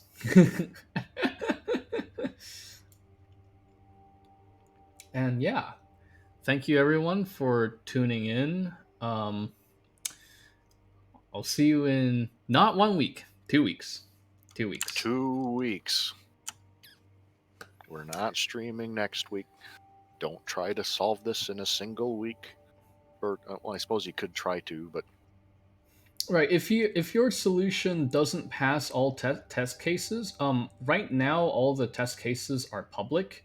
Um, I remember someone saying that it might be possible just to code out like a state machine that does all of the test cases. Please don't do that. It'll be disqualified. Um, yep. Brookie reserves the right to disqualify your machine by adding more test cases. um, will you tell us the failed test case in a failed test? Yes, I will tell you a failed test case if it does fail. Um, if I end up adding more private test cases, I will tell you about those. If your test case fails, I'll tell you which what caused it to fail. Yeah, Rolomni was the one who was wondering about it, and I'm like, yeah, don't make state machines that just figures out if it's, if it's one of the, which one of the 17 outputs it's supposed to make, and then just make just that. Guilty bystander. Will you consider including recommended worst case inputs from the community? Try out the in the puzzle document is a table of all of the public test cases. Try out the edge cases, specifically 0 minus 0, 0 minus -1, -1 minus 0, and -1 minus -1. Why those? Because 0 is coded as an entire string of salt, and -1 is coded as an entire string of fire. Um, yeah, mostly those are the ones you want to watch out for. If you're doing weird, wonky things with -128 or +127, which is coded as 0, 1, 1, 1, 1, or +127 is 0, 1, 1, 1, 1, 1, 1, 1, and -128 is 1, 0, 0, 0, 0, 0, 0, 0. If you're doing weird things with those, please also check out the 4 edge cases for those. Um, Guilty bystander. Will you consider including recommended worst cases? Right, I just answered that. For some algorithms, I'm considering your test cases won't cover things that come up. So I guess the question is, the score used is the worst performing sum from only the test cases you've listed, or does that include the private test cases as well? It will improve the private test cases, but generally, I don't expect the private test cases to have worse than some of the edge cases. I do Guilty bystander, for some algorithms that you're considering your my test cases won't cover things that come up. Um, yeah, just DM me about them. The calculation cases that are in the test cases, they should cover most combinations of like uh, plus minus or fire and salt and some amount of carryover stuff. I'm not gonna say more. That's a thing. Um, when you're adding 1 plus 1, sometimes you have to add one to the next one. That's the carryover. It does it does capture most of those cases. I'm not sure if it slips some through because those were all randomly generated.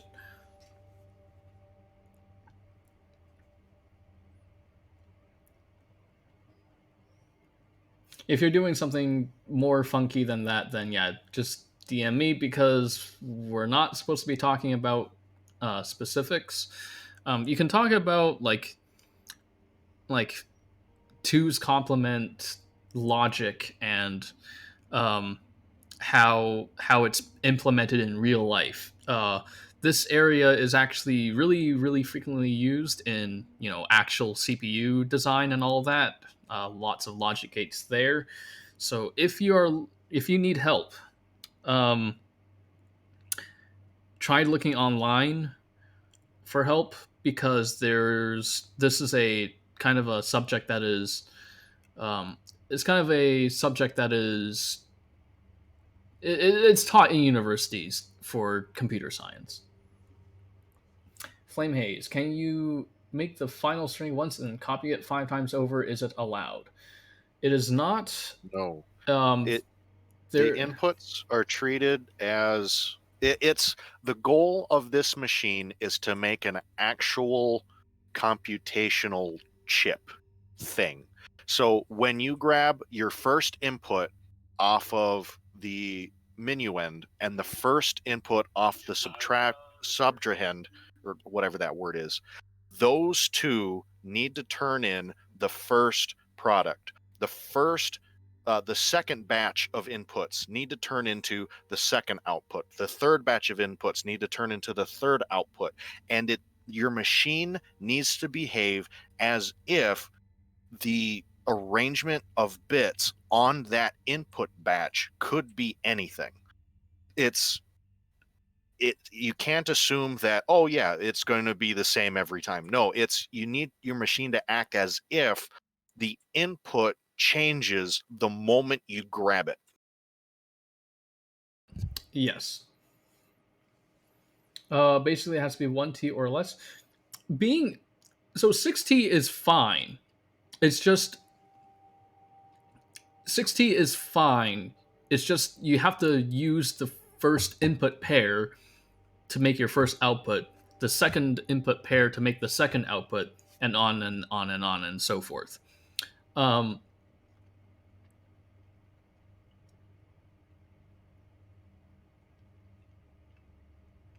Functionally 1T. I suppose it could be considered that way. I mean, the reason why I'm saying it, I'm hesitating to really call it that is because 6T usually means there's setup, and if you want to make it loop, there's usually something at the very end as well. So yeah, that's really yeah. Right. Um, the other thing this means is that you cannot use the 8-atom inputs for spare wands or machinery or anything. Ah, right. Those inputs have to be used in the output. Like you can't say, well, for setup, I'm going to grab an atom, I'm going to grab a molecule for each and turn that into a bunch of stuff. No, because you just botched the first input batch. And if you split that up to turn into machinery in your thing, like unless you like read that information and copy it somewhere and then use that elsewhere. Mm-hmm.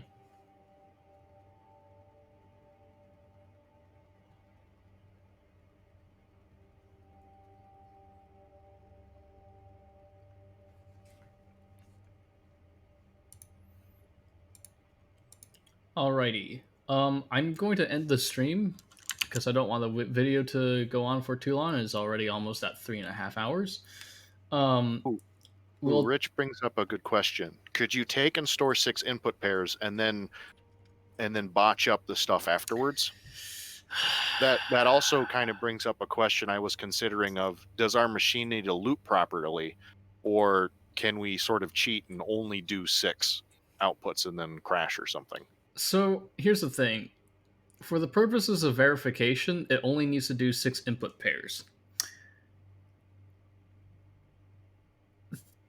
I know it doesn't specify in the rules that you actually uh, it doesn't go all the way up to it's implied. It's implied that you do need to, make the seventh output pair, or the seventh output with the seventh input pair.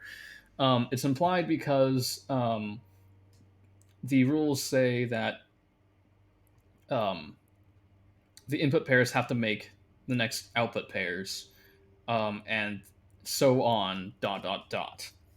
Um, I guess it's a little bit ambiguous because it says it's a little bit ambiguous because it doesn't go up past 6 because it's C1, C2, C3 dot dot dot. But yeah, I want to say that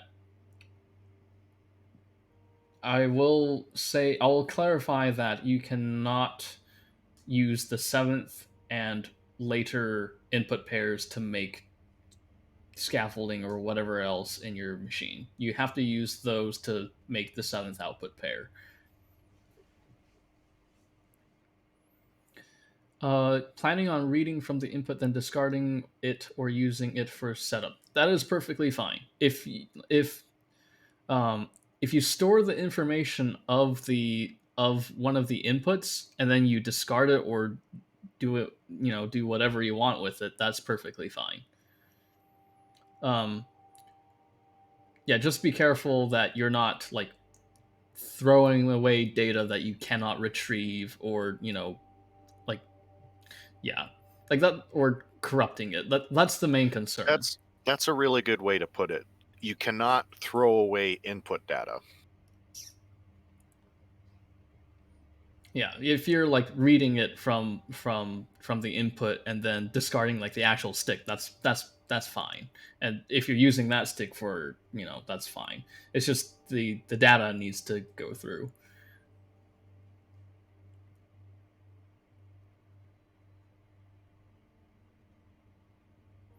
Alrighty. Thanks everyone for watching. We'll see you guys in 2 weeks, remember? 2 weeks. And we'll be back with week 9, also known as Explosive Logic Unit. The tournament finale. Mm-hmm. Oh, thank you, Mr. Puzzle, for coming on to commentate. You're welcome. And I love doing this. I'll see everyone in 2 weeks. Bye-bye. See you around.